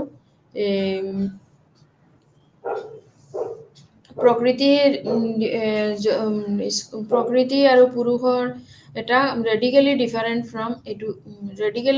ফ্ৰম ইচ আদাৰ কিন্তু যেহেতু প্ৰকৃতি মানে মিনছ হোৱাট নেচাৰত যিবোৰ বস্তু যাতে কি হ'ব আমাৰ আত্মাৰ জৰিয়তে একো কাম নহ'ব বাট পুৰুষ যিটো হয় নেচাৰৰ পৰা কমপ্লিট ছেপাৰেট যি পুৰুষ means what human as a whole হিউমেনবিলাক আমাৰ মাইণ্ড এণ্ড আত্মা এইখিনি আমি ক'ব পাৰোঁ so these are what both are radically different from each other they are not same different হয় so different হ'ব one is related to our mind and another is related to the nature so Samkhya দৰ্শনৰ মতে পুৰুষ আৰু প্ৰকৃতিৰ এই দুটাই যি ছেপাৰেশ্যন মাইণ্ডক লৈ সেইটোৱে হ'ল সাংখ্য দৰ্শনৰ মেইন যি বিষয়বস্তু যি পুৰুষ এণ্ড প্ৰকৃতি দুটাই ৰেডিকেলি ডিফাৰেণ্ট হ'ব বাট বহুত আৰ ভেৰি ইম্পৰ্টেণ্ট দুটাই সাংখ্য দৰ্শনত বহুত ইম্পৰ্টেণ্ট বিকজ এই দুটাৰ বাহিৰত একোৱেই তেনেকা যে ফুলফিল হ'ব বা তেনেকা হ'ব নোৱাৰে যে দুটাই আৰু তাৰপিছতো যি কাৰ্য হ'ব বা যি কাৰণ হ'ব কিবা এটা ঘটনা ঘটিব সেইটোৰ পিছত কিবা কাৰ্য থাকিব কাৰণ থাকিব because without cause there will be no effect and without effect both are very closely related so cause effect দুটা হল inseparable components and the chain of cause effect relation আৰু এই ৰিলেশ্যনটোকে কি বুলি কয় সৎকাৰ্যবাদ সংস্কৃতত সাংখ্য ফিলচফিত তাক কি বুলি কয় সৎকাৰ্যবাদ এতিয়া কাৰণৰ এইটো হ'ল থিয়ৰী অফ কজেশ্যনৰ পাৰ্টত পৰিছে আকৌ তো কাৰণৰ যি সাংখ্য তত্ত্বক সৎকাৰ্যবাদ বুলি কোৱা হয় ই ব্যাখ্যা কৰে যে ইয়াৰ উৎপাদনৰ আগতে ইয়াৰ ভৌতিক কাৰণত প্ৰভাৱ বিদ্যমান। ই যি তাৰ যি কাৰণৰ আগতেও তাৰ উৎপাদনৰ আগতেও এটা ভৌতিক কাৰণ আছে, এইটোৰ কাৰণৰ ওপৰত প্ৰভাৱ বিদ্যমান। উদাহৰণস্বৰূপে গাখীৰ অস্তিত্বত অহাৰ আগতে দৈ বিদ্যমান আছিল। সেয়েহে প্ৰভাৱটো প্ৰকৃত আৰম্ভণি বা নতুন সৃষ্ট নহয়। গাখীৰৰ কি হ'ব, অস্তিত্বত অহাৰ যি গাখীৰটোৰ পৰাই কি আহে, দৈটো হৈ আহে। চ' ডেট মিনছ হোৱাট, উদাহৰণ এইটো দিবৰ কাৰণে আমি দিব পাৰোঁ যে উৎপাদনৰ আগতে ইয়াৰ ভৌতিক কাৰণৰ প্ৰভাৱ বিদ্যমান। চ' উদাহৰণস্বৰূপে গাখীৰ অস্তিত্বৰ এইটো অহাৰ আগতে যদি দৈ হয় বিদ্যমান আছিলে, সেয়েহে প্ৰভাৱটো প্ৰকৃত আৰম্ভণি বা নতুন সৃষ্টি নহয়। ইয়াক আমি কি বুলিব ক'ব পাৰোঁ, পৰমাণুবাদ বুলিও নামাকৰণ কৰা হয়। পৰিণামবাদ বুলিও নামাকৰণ কৰা হয়। তাত সৎকাৰ্যবাদৰ পিছত কি আহে, পৰিণামবাদ। ডেট মিনছ হোৱাট, তাৰ পৰিণামটো কি হ'ল, গাখীৰৰ পৰা কি হ'ল, দৈ হ'ল। ডেট মিনছ হোৱাট, পৰিণামবাদ বুলিও নামাকৰণ কৰা হয়। আৰু সৎকাৰ্যবাদৰ তত্ত্বক সমৰ্থন কৰিবলৈ সাংখ্যৰ দ্বাৰা কিছুমান যুক্তি বজাই ৰখা হৈছে। এইটোৰ সৎকাৰ্যবাদৰ তত্ত্বক সমৰ্থন কৰিবলৈ সাংখ্যৰ দ্বাৰা কিছুমান কি হৈছে, যুক্তি বজাই ৰখা হৈছে।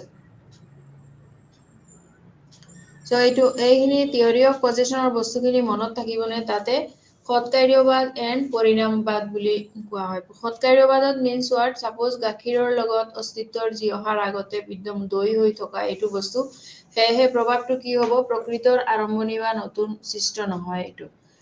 চ' দৈটো ডাইৰেক্টলি নতুন সৃষ্টি হোৱা নাই, এইটো ক'ৰ পৰা আহিলে, গাখীৰৰ পৰাহে আহিলে। ডেট মিনছ হোৱাট, এইটো পৰিণামবাদ বুলি কোৱা হয়। তো সৎকাৰ্যবাদৰ তত্ত্বক সমৰ্থন কৰিবলৈ সাংখ্যৰ দ্বাৰা নিম্নলিখিত কিছুমান যুক্তি দিয়া হৈছে, এইবোৰ বজাই ৰখা হৈছে। এতিয়া যদি ফাৰ্ষ্টলি আমি যদি ইয়াৰ অস্ত্ৰোপচাৰৰ আগতে ইয়াৰ কাৰণৰ কিছুমান, তাতে 3টামান যুক্তি দিয়া হৈছে। এটা ফাৰ্ষ্ট কাৰণটো হ'ল, যদি ইয়াৰ অস্ত্ৰোপচাৰৰ আগতে ইয়াৰ কাৰণৰ প্ৰভাৱ নাথাকে, কোনেও কাৰণটোৰ পৰা অস্তিত্বলৈ আনিব নোৱাৰে। প্ৰভাৱ কাৰণটোৰ প্ৰকাশৰ বাহিৰে আন একো নহয়, কিয়নো কেৱল তেলবীজৰ পৰাহে তেল উৎপাদন কৰা হয়। সেইটো ক্লিয়াৰ নে? যদি আমি ইয়াৰ অস্ত্ৰোপচাৰৰ আগতে ইয়াৰ কাৰণৰ প্ৰভাৱ নাথাকে, তাতে যদি কাৰণৰ প্ৰভাৱ নাথাকে, তেনেহ'লে কোনটো কাৰণটোৰ পৰা অস্তিত্বলৈ আনিব, কোনেও এইটো তাৰ অস্তিত্বৰ পৰা আনিব নোৱাৰে। চ' প্ৰভাৱ কাৰণটোৰ প্ৰকাশৰ বাহিৰে আন একো নহয়, কিয়নো প্ৰভাৱ তেলবীজৰ পৰাহে এইটো কি হৈছে, তেল উৎপাদন কৰা হ'ব পাৰে। চ' বস্তুটো যদি তেলটো ক'ৰ পৰা আহিলে, তেলৰ বীজৰ পৰাহে আহিলে, এইটো এটা কাৰণ হ'ল। তাৰপিছৰটো হ'ল, এক নিৰ্দিষ্ট বস্তুগত কাৰণৰ পৰা এক নিৰ্দিষ্ট প্ৰভাৱ উৎপন্ন কৰিব পাৰে। কেৱল মাটিৰ পৰাহে মাটিৰ জাৰ এটা উৎপন্ন কৰিব পাৰে। কপৰ কেৱল সূতাৰ পৰাহে প্ৰস্তুত কৰিব পাৰে। চ' এইবোৰ কি হয়, এটা নিৰ্দিষ্ট বস্তুগত কাৰণৰ পৰা এটা নিৰ্দিষ্ট প্ৰভাৱহে উৎপন্ন কৰিব পাৰোঁ। এতিয়া আমি তেল বীজৰ পৰা দৈ বনাব নোৱাৰোঁ। তেল বীজৰ পৰা আমি কি উৎপাদন কৰিব পাৰিম, তেলেই উৎপাদন কৰিব পাৰিম। তেল বীজৰ পৰা আমি এতিয়া দৈ বনাব নোৱাৰিম। তাৰপিছত মাটিৰ বস্তুৰ পৰা আমি কাঠৰ টেবুল বনাব নোৱাৰিম। চ' কিছুমান বস্তু কি হয় এনেকা, এইটো এটা নিৰ্দিষ্ট বস্তুগত কাৰণৰ পৰা আমি এটা নিৰ্দিষ্ট বস্তু উৎপাদন কৰিব পাৰিম। চ' এই কেৱল যে কাপোৰ বনাবৰ কাৰণে সূতাৰহে প্ৰয়োজন হয়, এতিয়া আমি কাপোৰ বনাবৰ কাৰণে আমি কি কৰিব নোৱাৰোঁ, মাটি দি কাপোৰ বনাব নোৱাৰিম। চ' তেনেকা কিছুমান নিৰ্দিষ্ট বস্তুগত কাৰণ এটাৰ পৰাই এটা আমি নিৰ্দিষ্ট বস্তু উৎপন্ন কৰিব পাৰিম। তাৰপিছৰটো হ'ল, যদি প্ৰভাৱটো ইয়াৰ কাৰণৰ সৈতে সম্পৰ্কিত নহয়, তেন্তে প্ৰতিটো কাৰণৰ পৰা প্ৰতিটো প্ৰভাৱ উদ্ভৱ হ'ব। যদি এই বস্তুটোৰ যদি ছাপোজ মাটিৰ পৰা কাপোৰ যদি সৃষ্টি হয়, ডেট মিনছ হোৱাট, কোনো ৰিলেশ্যন, কাৰণ আৰু এইটোৰ লগত কোনো মিল নাই। ডেট মিনছ হোৱাট, তেনেহ'লে যদি আমি মাটিৰ পৰা কাপোৰ বনাব পাৰোঁ, ডেট মিনছ হোৱাট, যিকোনো বস্তুৰ পৰা আমি যিকোনো বস্তু হ'ব পাৰে, তাতে আৰু কোনো নিৰ্দিষ্ট কোনো ৰিলেশ্যন নাথাকে। চ' এই বস্তুটো কেৱল এটা নিৰ্দিষ্ট বস্তুগত কাৰণেই থাকিব, এটা নিৰ্দিষ্ট প্ৰভাৱ উৎপন্ন কৰিব পাৰে। যেনেকা যদি আমি মাটিৰ পৰা কাপোৰ বনাওঁ তেনেহ'লে আমি যিকোনো বস্তুৰ পৰা যিকোনো এটা বস্তু বনাব পাৰোঁ। যদি তেল বীজৰ পৰা দৈ বনাব ডেট মিনছ চব এনেকা উল্টা পুল্টা হৈ যাব পাৰি তেতিয়া আৰু বস্তুবিধ সৎকাৰ্যবাদৰ নিচিনা এনেকা নাথাকিব বস্তুটো কি হ'ব পৰিণামবাদ এইবোৰ একো নাইকিয়া হৈ যাব চ' these things R what related to কাৰ্য আৰু কাৰণৰ লগত অনলি আমি তেল বীজৰ পৰাই কিছুমান নিৰ্দিষ্ট বস্তুৰ পৰা আমি কিছুমান নিৰ্দিষ্ট বস্তু প্ৰভাৱে উৎপন্ন কৰিব পাৰোঁ চ' প্ৰতিটো কাৰণৰ পৰা প্ৰতিটো প্ৰভাৱ উদ্ভৱ হ'ব যদি ভুল হয় তেনেকা যদি মাটিৰ পৰা কাপোৰ আৰু তেলৰ পৰা দৈ যদি এনেকা হৈ যায় তেনেহ'লে কি হ'ব প্ৰতিটো কাৰণৰ পৰাই প্ৰতিটো প্ৰভাৱ উদ্ভৱ হ'ব তাতে কিন্তু এনে নহয় এইটো তেনেকা নহ'ব কিন্তু ৰং হ'ব চ' উদাহৰণস্বৰূপে যেনেকা বালি পানী বা তেলৰ পৰা মাখন উৎপাদন কৰিব নোৱাৰে ইয়াক কেৱল গাখীৰৰ পৰাহে উৎপাদন কৰা হয় এক্সাম্পল দিখিনি আমি যেনেকা বালি পানী বা তেলৰ পৰা আমি দৈ বনাব নোৱাৰোঁ বা বাটাৰ বনাব নোৱাৰোঁ অনলি আমি এইবোৰ বনাব কেনেকৈ পাৰিম অনলি গাখীৰৰ পৰাহে বনাব পাৰিম চ' ছেইম বস্তুটো কি হ'ব প্ৰতিটো কাৰণৰ পৰা প্ৰতিটো প্ৰভাৱ উদ্ভৱ হ'ব নহ'ব জাষ্ট যি নিৰ্দিষ্ট এটা বস্তুৰ পৰাহে নিৰ্দিষ্ট বস্তুটো হ'ব ফ'ৰ্থলি কি হ'ল কাৰণটোত প্ৰভাৱটো পূৰ্ব বিদ্যমান কিয়নো ইয়াক কেৱল এক শক্তিশালী কাৰণৰ দ্বাৰাহে প্ৰস্তুত কৰিব পাৰোঁ কাৰণটোৰ প্ৰভাৱটো পূৰ্ব বিদ্যমান এতিয়া দৈ বনাবৰ কাৰণে গাখীৰত এনেকা এটা বস্তু অলৰেডি প্ৰেজেণ্ট হৈ আছে সেইটো কাৰণে আমি সেইটো প্ৰস্তুত কৰিব পাৰোঁ ইয়াতে এইটো এটা শক্তিশালী কাৰণ এটা নিৰ্দিষ্ট প্ৰভাৱ বিস্তাৰ কৰাৰ কাৰণ শক্তি থাকে যদি কাৰণটোত প্ৰভাৱটোই নাই তেনেহ'লে কাৰণ শক্তি ইয়াৰ সৈতে সম্পৰ্ক হ'ব নোৱাৰে এতিয়া কি হ'ব যদি আমি গাখীৰৰ মাজত তেনেকা শক্তিশালী প্ৰভাৱটোই নাথাকে তেতিয়া কি হ'ব তাতে সেইটো দৈ হ'ব নোৱাৰে so' that means what in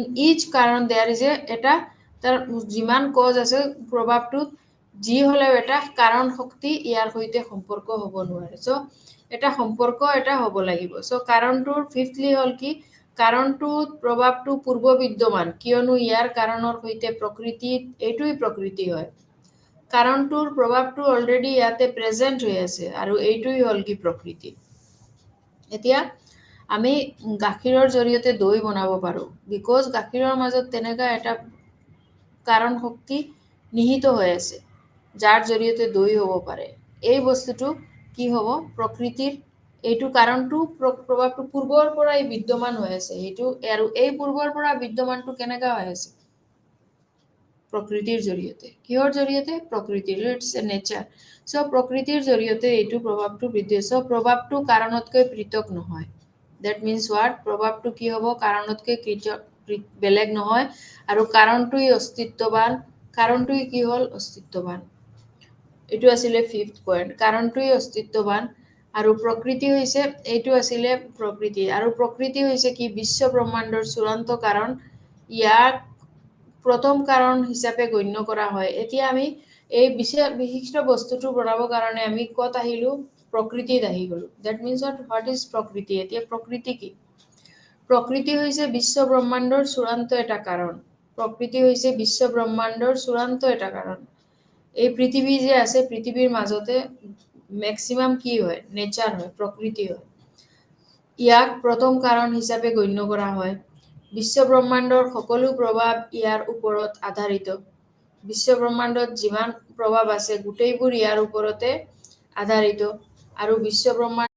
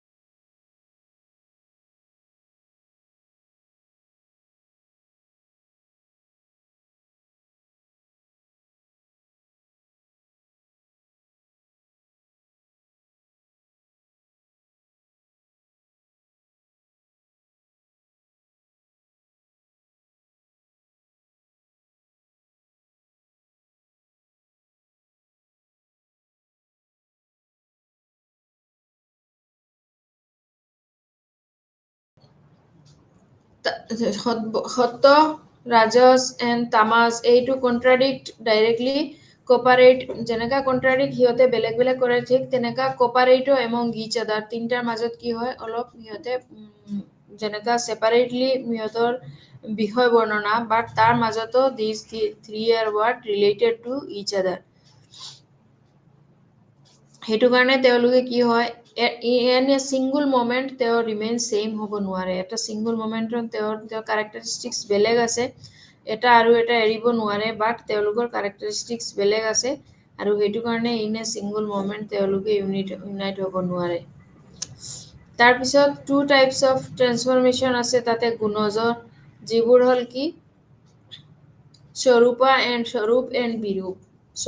and বিৰূপ সংস্কৃত ৱাৰ্ড আমি স্বৰূপ এণ্ড বিৰূপ বুলি ক'ব পাৰোঁ দেট মিনছ ৱাট স্বৰূপ এণ্ড বিৰূপৰ মানেটো কি হ'ল স্বৰূপ মিনছ ৱাট যি ফ'ল' কৰিব পাৰে ডাইৰেক্টলি এণ্ড বিৰূপ মিনছ ৱাট এগেইনষ্ট এটা হ'ল স্বৰূপ আৰু এটা হ'ল বিৰূপ এটা হ'ল কি এগেইনষ্ট চ' স্বৰূপ আৰু বিৰূপৰ প্ৰলয় যেতিয়া প্ৰলয় হয় বা ডিজলিউশ্যন অফ দ্য ৱৰ্ল্ড হয় প্ৰলয় means what dissolution of the world যেতিয়া ৱৰ্ল্ডত কিবা হয় এটা কিবা এটা যেনেকা প্ৰলয় মহামাৰী কিবা ফ্লাড এইবোৰ যেতিয়া হয় তেতিয়া কি হয় ডিউৰিং দ্য প্ৰলয় তাক প্ৰলয় বুলি কোৱা হয় এইটো গুণজ আৰ চেঞ্জিং উইথ দেমছেলভ গুণজবিলাক কি হয় চেঞ্জিং হয় ইন দ্য টাইম অফ প্ৰলয় সিহঁতে কি হয় মিক্স তেতিয়া নিজৰ গুণ তেওঁলোকে মেইনটেইন কৰিব নোৱাৰে যেনেকা ৰাজস তামাস সত্তজ এইবোৰ বস্তু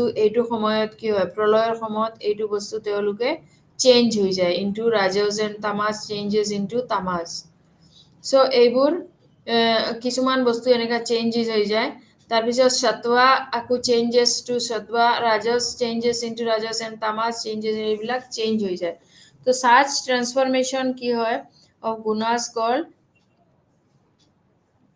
স্বৰূপ পৰিণাম এইটো কি হয় মানে নিজৰ যি সিহঁতৰ যে কেৰেক্টাৰ এইটো নিজৰ কেৰেক্টাৰৰ টাইপত নিজকে চেঞ্জ কৰি লয় তাৰপিছত কিন্তু যেতিয়া এইটো ষ্টেজত কি হয় গুণজ কেন নাইদাৰ ক্ৰিয়েট নৰ প্ৰডিউচ এনিথিং এইটো সময়ত কি কৰিব নোৱাৰে না গুণজে কিবা এটা নাইদাৰ কেন প্ৰডিউচ না উৎপত্তি কৰিব পাৰে না কিবা ক্ৰিয়েট কৰিব পাৰে চ' এইটো ষ্টেজত গুণজে কেন নাইদাৰ ক্ৰিয়েট নৰ প্ৰডিউচ এনিথিং চ' এইটো সময়তে কি হয় ইভলিউশ্যন অফ দ্য ৱৰ্ল্ড হয় আৰু এইটো ক্ষেত্ৰত যেতিয়া গুণজে কৰিব পাৰে তেতিয়াই কি হয় ইভলিউশ্যন হয় and in these flux of গুণজ that results in the information of various এইটো ভেৰিয়াছ অবজেক্টছৰ জৰিয়তে তেতিয়া কি হয় এইটো গুণৰ তাৰ যিবোৰ প্ৰকৃতিৰ যিবোৰ নিয়ম এইবোৰ তেওঁলোকে কি কৰে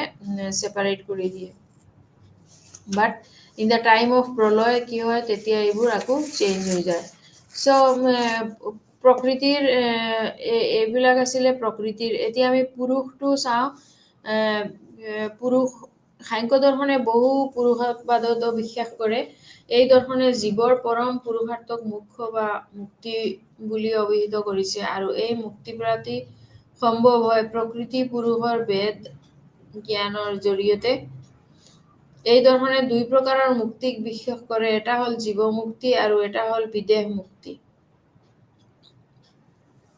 নিজকে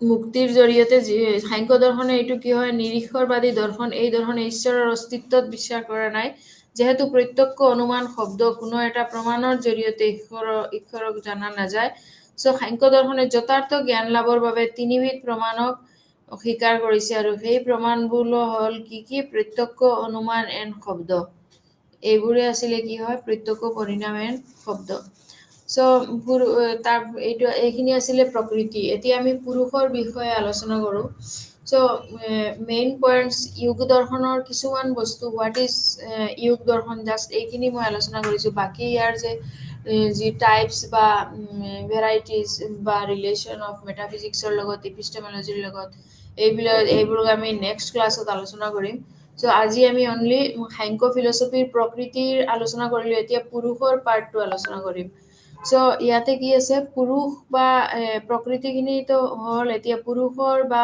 আত্মা হৈছে কি এক চিৰন্তন বাস্তৱ। চ' পুৰুষ হৈছে আত্ম বিষয় আৰু জ্ঞাত, যি জ্ঞান বা নলেজ এইখিনি লৈ আত্মাৰ যি জ্ঞানে আত্মাক জ্ঞান লাভ কৰাই, যিটো প্ৰেক্টিকেলি আৰু যি নলেজবিলাক লোৱা এইখিনি অন্তৰ্ভুক্তত লোৱা নিজৰ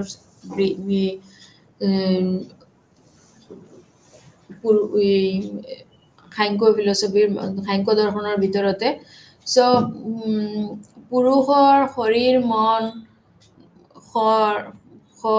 মন মানে মানস হয়, অহংকাৰ মানে অমকাৰা বা বুদ্ধি এইবোৰ নহয়। এইটো সেই পদাৰ্থ নহয় যাৰ চেতনাৰ মানদণ্ড আছে। এইটো সকলো জ্ঞানৰ আধাৰ বা সৰ্বোচ্চ জ্ঞাতা। এইটো জ্ঞানৰ বস্তু হ'ব নোৱাৰে। এয়া হৈছে কি পৰ্যবেক্ষক, চিৰকালৰ বাবে মুক্ত নিৰপেক্ষ দৰ্শন আৰু শান্তিপূৰ্ণ।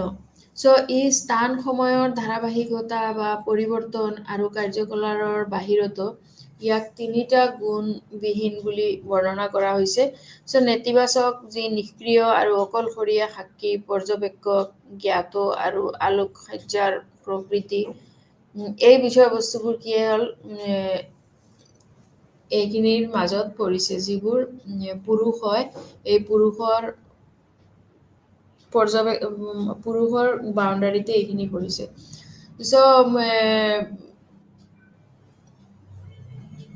সাংখ্য দৰ্শন অনুসৰি পুৰুষ বিশুদ্ধ চেতনাৰ প্ৰকৃতিৰ আৰু সেয়েহে প্ৰকৃতি সীমাৰ বাহিৰত। প্ৰকৃতি কি হ'ল, সীমাৰ বাহিৰতে দিয়া হৈছে। পুৰুষটো হ'ল কি বিশুদ্ধ চেতনাৰ এটা প্ৰকৃতিৰ ৰূপ। চ' ই আত্ম অহংকাৰ, বিতৃষ্ণা আৰু আসক্তিৰ ঊৰ্ধত। এইটো কি হয়, নিজৰ যি অহংকাৰ বা বিতৃষ্ণা, মানে বহুত তৃষ্ণা লগা আছে নহয়, আৰু আসক্তিৰ ঊৰ্ধত মানে যিবোৰ ওপৰত যেনেকা কিছুমান সৰু সুৰা যিবোৰ বস্তু হয়, যিবোৰ পুৰুষ, যিবোৰ আমাৰ মাইণ্ডৰ লগত ৰিলেটেড হয়, এইবোৰ বস্তু আমি ডাইৰেক্টলি কি কৰিব নোৱাৰোঁ। কিছুমান পাৰ্চনেলি আমি এইবোৰ যদি তাক বিতৃষ্ণা বা আসক্তিৰ এনেকা ঊৰ্ধত লৈ যাব নোৱাৰোঁ। বাট যেতিয়া আমি অভাৰঅল প্ৰকৃতিৰ লগত মিলাই চাওঁ, তেতিয়া আমি কি কৰিব পাৰোঁ, এই পুৰুষৰ এই বিষয়বস্তুবোৰ যি আত্ম অহংকাৰ, বিতৃষ্ণা, এইবোৰ আমি কি কৰিব পাৰোঁ, ওপৰত লৈ যাব পাৰোঁ। তেতিয়া আমি নিজৰ কাৰণে, যেতিয়া সমাজৰ ভাল হ'ব, বুদ্ধি হ'ব, কিবা এটা ফ্ৰীকে আমি হেল্প কৰি দিওঁ কেতিয়াবা, কিহৰ কাৰণে, due to our mind's satisfaction and also' তেতিয়া আমি অহংকাৰবিলাকো এৰি দিওঁ আৰু নিজৰ যি জ্ঞান বা এইখিনি আমি কি কৰোঁ, বিলাই দিওঁ। চ' বেলেগৰ ওচৰতে আমি নিজৰ জ্ঞান বা নলেজখিনি আমি শ্বেয়াৰ কৰিব পাৰোঁ। ডেট মিনছ হোৱাট, পুৰুষৰ যি এই জ্ঞানৰ বস্তু, এইটো হ'ল কি জ্ঞানৰ বস্তু হয়, আৰু যি প্ৰকৃতিৰ। চ' এই জ্ঞানৰ বস্তুটোক জ্ঞানৰ আধাৰ বা সৰ্বোচ্চ জ্ঞাতা হয়। এইটো জ্ঞানৰ বস্তু হ'ব নোৱাৰে। এয়া হৈছে কি পৰ্যবেক্ষকৰ, যি চিৰকালৰ বাবে মুক্ত নিৰপেক্ষ দৰ্শক আৰু শান্তিপূৰ্ণ। চ' এইটো স্থান সময়ৰ ধাৰাবাহিকতা, পৰিৱৰ্তন আৰু কাৰ্যকলাপৰ বাহিৰতো ইয়াক তিনিটা গুণবিহীন বুলি কাৰ্য কৰা হয়। ই নেতিবাচক আৰু নিষ্ক্ৰিয়, অকলশৰীয়া। চ' কমপ্লিটলি পুৰুষ ছেপাৰেট হয়। আৰু পুৰুষ অস্তিত্ব প্ৰতিষ্ঠা কৰাৰ বাবে সাংখ্য 5টা যুক্তি দিয়ে। কি যুক্তি দিছে এইবোৰ, যিবিলাক অস্তিত্ব প্ৰতিষ্ঠা কৰাৰ বাবে সাংখ্য দৰ্শনে পুৰুষক 5টামান যুক্তি দিলে, যিবোৰ ভেৰি ইম্পৰ্টেণ্ট হয়। চ' ফাৰ্ষ্টত হ'ল, সকলো সাংসাৰিক বস্তুৰ কিছুমানৰ বাবে হয়। এইটো এনেকুৱা কাৰণ সচেতন প্ৰকৃতি সেইবোৰ ব্যৱহাৰ কৰিব নোৱাৰে। সেয়েহে এই সকলোবোৰ পদাৰ্থ পুৰুষ বা তাৰ বাবে নাম্বাৰ 1 হ'ল কি সকলো সাংসাৰিক বস্তু কিছুমানৰ বাবে এইটো এনেকুৱা কাৰণ সচেতন বা প্ৰকৃতি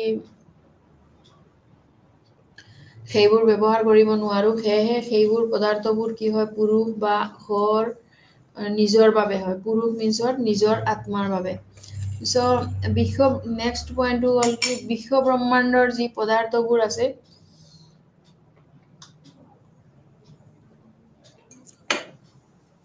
তাতে মেইনলি 3টা গুণৰ দ্বাৰা গঠিত। পুৰুষ হৈছে 3জন গুণ, যেনেকৈ সাক্ষী আৰু তেওঁৰ এই গুণৰ পৰা বাহিৰত। এটা 3টা গুণৰ দ্বাৰা পুৰুষ এটা আৰু এটা হৈছে কি 3জনৰ এটা গুণৰ যি গুণ হয় এটা সাক্ষী আৰু তেওঁ এই গুণৰ পৰাহে এই গুণটোৰ পৰাহে বাহিৰত। তাৰ পিছৰটো হ'ল কি পুৰুষ হৈছে কি এক বিশুদ্ধ চেতনা যি আমাৰ অভিজ্ঞতা আৰু বিশ্লেষণৰ বাহিৰত। ই হৈছে ইতিবাচক আৰু ঋণাত্মক দুই ধৰণৰ সকলো জ্ঞানৰ অধীনস্থতা। তেওঁৰ অবিহনে কোনো অভিজ্ঞতা থাকিব নোৱাৰে। এইটো এনেকুৱা কাৰণ তেওঁ সকলো অভিজ্ঞতামূলক জ্ঞানৰ একমাত্ৰ কৰ্তৃত্ব হয়। আৰু ফৰ্থলি হ'ল যিহেতু প্ৰকৃতি অচেতন, ই তাইৰ সৃষ্টি উপভোগ কৰিব নোৱাৰে, সেয়েহে সেইবোৰ ব্যৱহাৰ কৰিবলৈ এক সচেতন উপাদানৰ প্ৰয়োজন। প্ৰকৃতি উপভোগ কৰিব লগা আৰু সেয়েহে এজন উপভোগক ভোক্তা থাকিব লাগিব। এনে কিছুমান ব্যক্তি আছে যিয়ে কি কৰে ফিফথলি যিয়ে পৃথিৱীৰ সকলো ধৰণৰ দুখ কষ্টৰ পৰা সকাহ পাবলৈ চেষ্টা কৰে, কিন্তু মুক্তি আৰু মুক্তিৰ আকাংক্ষাই এনে এজন ব্যক্তিৰ অস্তিত্ব বুজায় যি মুক্তিৰ বাবে চেষ্টা কৰিব পাৰে বা প্ৰাপ্তও কৰিব পাৰে। পুৰুষ হৈছে কি এটা বিশুদ্ধ চেতনা। আমাৰ মাইণ্ডটো যেনেকা এটা বিশুদ্ধ বস্তু হয়, যি যদিও আমি যাতে কি আছে তাত বিভিন্ন ধৰণৰ অভিজ্ঞতা আৰু বিশ্লেষণৰ বাহিৰতো বহুত বস্তু তাতে নিহিত হৈ আছে। ই হৈছে কি এটা ইতিবাচক এণ্ড ঋণাত্মক দুই ধৰণৰ সকলো জ্ঞানৰ অধীনস্থা। তেওঁৰ এইটো অবিহনে অভিজ্ঞতা থাকিব নোৱাৰে। তাৰপিছত যি হওক পৃথিৱীত যিমান দুখ কষ্টৰ পৰা সকাহ পাবলৈ যিয়ে চেষ্টা কৰে না কিয়, তেতিয়া তেওঁলোকে কি কৰে এইটোৰ পৰা মুক্তি আৰু মুক্তিৰ আকাংক্ষাই কিবা এটি যেতিয়া আমি কষ্ট পাওঁ কি দুখ হয় বা দুখ পাওঁ, তেতিয়া আমি এইটোৰ পৰা সকাহ পাবলৈ বিচাৰো।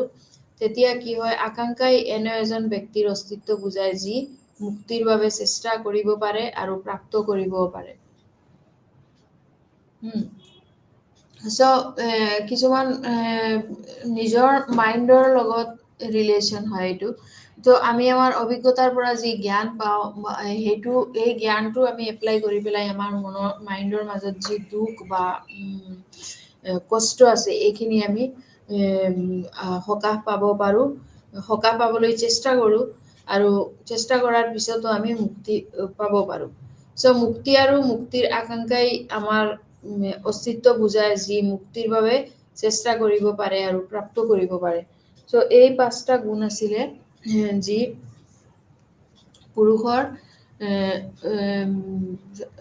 পুৰুষৰ লগত ৰিলেটেড।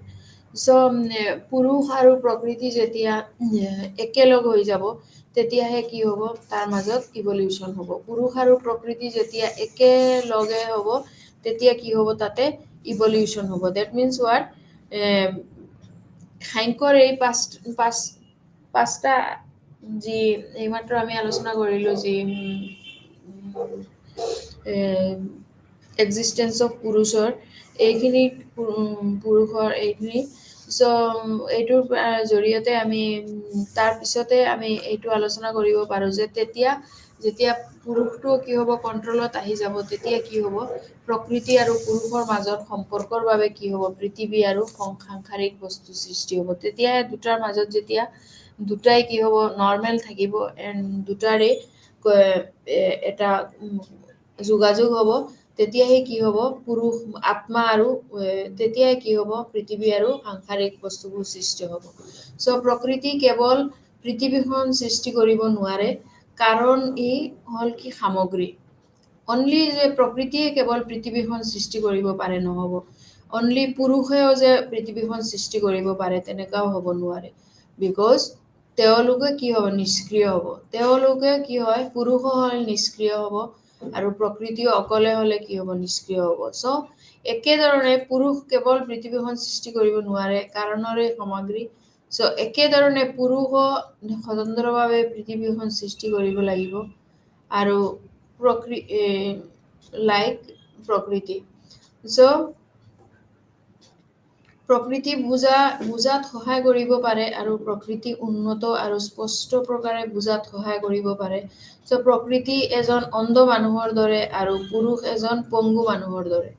যেনেকা এজন অন্ধ মানুহ আৰু এজন পংগু মানুহ, অকলে এজন অন্ধ মানুহ যেনেকা চলিব নোৱাৰে, বা এজন পংগু মানুহ চলিব নোৱাৰে, কিন্তু যদি অন্ধ মানুহজন আৰু পংগু মানুহজন মিলি যায়, তেনেহ'লে তেওঁলোকে কি কৰিব পাৰে, গন্তব্যস্থানত উপনীত হ'বলৈ পাৰে। কেনেকা ইজনে সিজনৰ সৈতে সহযোগিতা কৰি, তেতিয়া কি হ'ব, পংগু মানুহজনে অন্ধ মনৰ কাণ্ডত বহি কলৈ যাব পাৰিব, আৰু কোনো দিশত যাব লাগে তাক আঙুলিয়াই দিব পাৰিব। যেনেকা প্ৰকৃতিক আমি অন্ধ মানুহ বুলি ক'ব পাৰোঁ, আৰু পুৰুষক আমি পংগু মানুহ বুলি ক'ব পাৰোঁ। দুটা মিলি পেলাইহে তেতিয়া কি হ'ব, এটা দিশত যাব পাৰিব। তেতিয়া অন্ধ মানুহজনক কোনে দেখুৱাই দিব, পংগু মানুহজনে, আৰু পংগু মানুহজনক কোনে লৈ যাব, পংগু মানুহজনে অন্ধ মানুহজনক লৈ যাব, আৰু তেওঁ কৈ দিব পাৰিব, পংগু মানুহজনে গন্তব্যস্থল কোন দিশত হয় সেইটো কৈ দিব পাৰিব। চ' এই তেনেকা বস্তুটো আমি সহজে বুজাবলৈ এইটো এটা এক্সাম্পল আমি ইউজ কৰিব পাৰোঁ। চ' প্ৰকৃতি আৰু যেনেকা প্ৰকৃতি এণ্ড পুৰুষৰ মাজত এই সম্পৰ্কৰ বাবে পৃথিৱী আৰু সাংসাৰিক বস্তু সৃষ্টি হয়। অকলে যে পৃথিৱীখন প্ৰকৃতিৰ জৰিয়তে চলিব সেইটো ইম্পচিবল হয়, আৰু পুৰুষৰো স্বতন্ত্ৰভাৱে যে পৃথিৱীখন সৃষ্টি কৰিব নোৱাৰে, সেইটোও সেইটো নহ'ব। চ' দুটাই এটা আৰু এটাৰ পৰিপূৰক হৈ তেতিয়াহে কি হ'ব, এতিয়া কোন দিশত যাব লাগে, আৰু ধুনীয়াকে সম্পৰ্কৰ মাজত পৃথিৱী আৰু সাংসাৰিক বস্তু সৃষ্টি হ'ব পাৰে। চ' ইভলিউশ্যনৰ মাজত এইটো এটা এই কণ্টেক্ট সাংখ্যৰ মতে ইয়াতে কোনো তাতে কোনো কণ্টেক্ট নাই পুৰুষ আৰু প্ৰকৃতিৰ মাজত, কিন্তু ইহঁতৰ ক্ল'জনেছ ইচ আদাৰ, বা ষ্টেবিলিটি অফ প্ৰকৃতিৰ যি গুণ, বা এইখিনিৰ জৰিয়তে তেওঁলোকৰ যি সত্ব, তামস, তাৰপিছত তেজস, এইবোৰৰ যেনেকা ডিষ্টাৰ্ব হ'লেও তেওঁলোকে কনষ্টেণ্টলি কি কৰিব, এইটো ইভলিউশ্যনৰ কাৰণে যেতিয়া তেওঁলোকে গোট খাই যাব, তেতিয়া ইভলিউশ্যন ইজ পচিবল। চ' প্ৰকৃতি আৰু পুৰুষৰ মাজৰ সম্পৰ্কতেই পৃথিৱীৰ আৰু সাংসাৰিক বস্তুৰ সৃষ্টি হয়। এতিয়া ক্ৰিয়েশ্যনৰ তাৰ মাজত কি আছে, কিছুমান ইভলিউশ্যনৰ মাজতো কিছুমান প্ৰকৃতিৰ আৰু ইভলিউশ্যনৰ মাজতো কেইটামান ষ্টেপছ আছে, যিবোৰৰ জৰিয়তে ক্ৰিয়েশ্যন এইটো এটা কিছুমান ছিষ্টেমৰ জৰিয়তে তাতে ফ'ল' হয়, যিবোৰ তাতে 5টা ইভলিউশ্যনৰ দেয়াৰ আৰ 5টামান ষ্টেপছ আছে তাতে, যি সৃষ্টিৰ ক্ৰিয়েশ্যন পচিবল হয়, যিটো ইভলিউশ্যনৰ। তো ফাৰ্ষ্টত হ'ল কি, মহৎ এটা সৃষ্টিৰ ক্ৰম হয়, চিৰিয়েল হয়। এইটো মহৎটো হ'ল কি, বিৱৰ্তনৰ প্ৰথম উৎপাদন। এইটো এটা ফাৰ্ষ্ট ষ্টেপ হয়। ইয়াৰ প্ৰকৃতিক কি হ'ল, মহাজাগতিক হ'ল। ই সত্যৰ উপৰিও অন্য ইয়াৰ মানসিক দিশ আছে, য'ত ইয়াক বুদ্ধি বোলা হয়, আৰু ইয়াত এইটো উল্লেখ কৰা গুৰুত্বপূৰ্ণ যে বুদ্ধিক চেতনাৰ দৰে একে বুলি বুজিব নালাগে। এইটো কি কৰে, বুদ্ধিৰ চেতনাৰ দৰে একে বুলি বুজিব নালাগে। কিন্তু তাৰপিছৰটো হ'ল কি, অমকাৰা। ছেকেণ্ড ষ্টেপটো হ'ল কি, অমকাৰা। অমকাৰাটো হ'ল কি, ইংৰাজীত অহংকাৰ বুলি বুজা হয়। এইটো বিৱৰ্তনৰ দ্বিতীয় উৎপাদন হয়। অহংকাৰক এজন ব্যক্তিক মই বা মোৰ অনুভূতি হিচাপে চিনাক্ত কৰা হয়। প্ৰতিজন ব্যক্তিৰ বুদ্ধি আছে আৰু যিহেতু অহংকাৰ হৈছে বুদ্ধিৰ এক ব্যৱহাৰিক উৎপাদন। এতিয়া চবে যদি মই বুলি ইউজ কৰি থাকো মোৰ বুদ্ধি, প্ৰতিজন ব্যক্তি বুদ্ধিপূৰ্ণ হয় আৰু প্ৰতিজন ব্যক্তিৰ বেলেগ বেলেগ বুদ্ধি হয়। চ' এই অহংকাৰা শব্দটোৰ জৰিয়তে অহংকাৰ শব্দটোৰ জৰিয়তে যি ছেকেণ্ড ষ্টেপটো হ'ল অহংকাৰ। অহংকাৰৰ জৰিয়তে যদি মানে বুজা যায়, কি বুজা যায় এইটো কিছুমান বস্তু যোগ দৰ্শনত আমি এনেকা অহংকাৰা এই শব্দটো আছে যেনেকা তেতিয়া আমি সেইটো তেতিয়া আলোচনা কৰিম। চ' অহংকাৰ শব্দটো এতিয়া ইংৰাজীত অহংকাৰ বুলি ইণ্টেলিজেঞ্চ মানে বুদ্ধি বুলি ক'ব পাৰোঁ আমি, কিন্তু ডাইৰেক্টলি এইটো এটা হ'ল কি ছেকেণ্ড উৎপাদন হয়। অহংকাৰৰ এজন ব্যক্তিয়ে তাক সদায় যি বস্তুটো তেওঁ বুদ্ধি নিজে এটা জ্ঞান আছে এই বস্তুটোক মোৰ বুদ্ধি মোৰ এইটো হিচাপত বুলি কোৱা হয়। আৰু এই ব্যক্তিৰ বুদ্ধি আছে যিহেতু অহংকাৰ হৈছে বুদ্ধিৰ এটা ব্যৱহাৰিক। এই অহংকাৰৰ জৰিয়তেও এটা ষ্টেপছ আহি যায়। তাৰ পিছৰটো হ'ল মানস। মানসটো কি হয়? সাংখ্য দৰ্শন অনুসৰি মানস বা মন চিৰন্তন বা পৰমাণৱিক নহয়। চ' ইয়াক অংশৰ সৈতে গঠন কৰা হয় আৰু এনেদৰে একে সময়তে বিভিন্ন ইন্দ্ৰিয় অংগৰ সংস্পৰ্শলৈ আহিব পাৰে।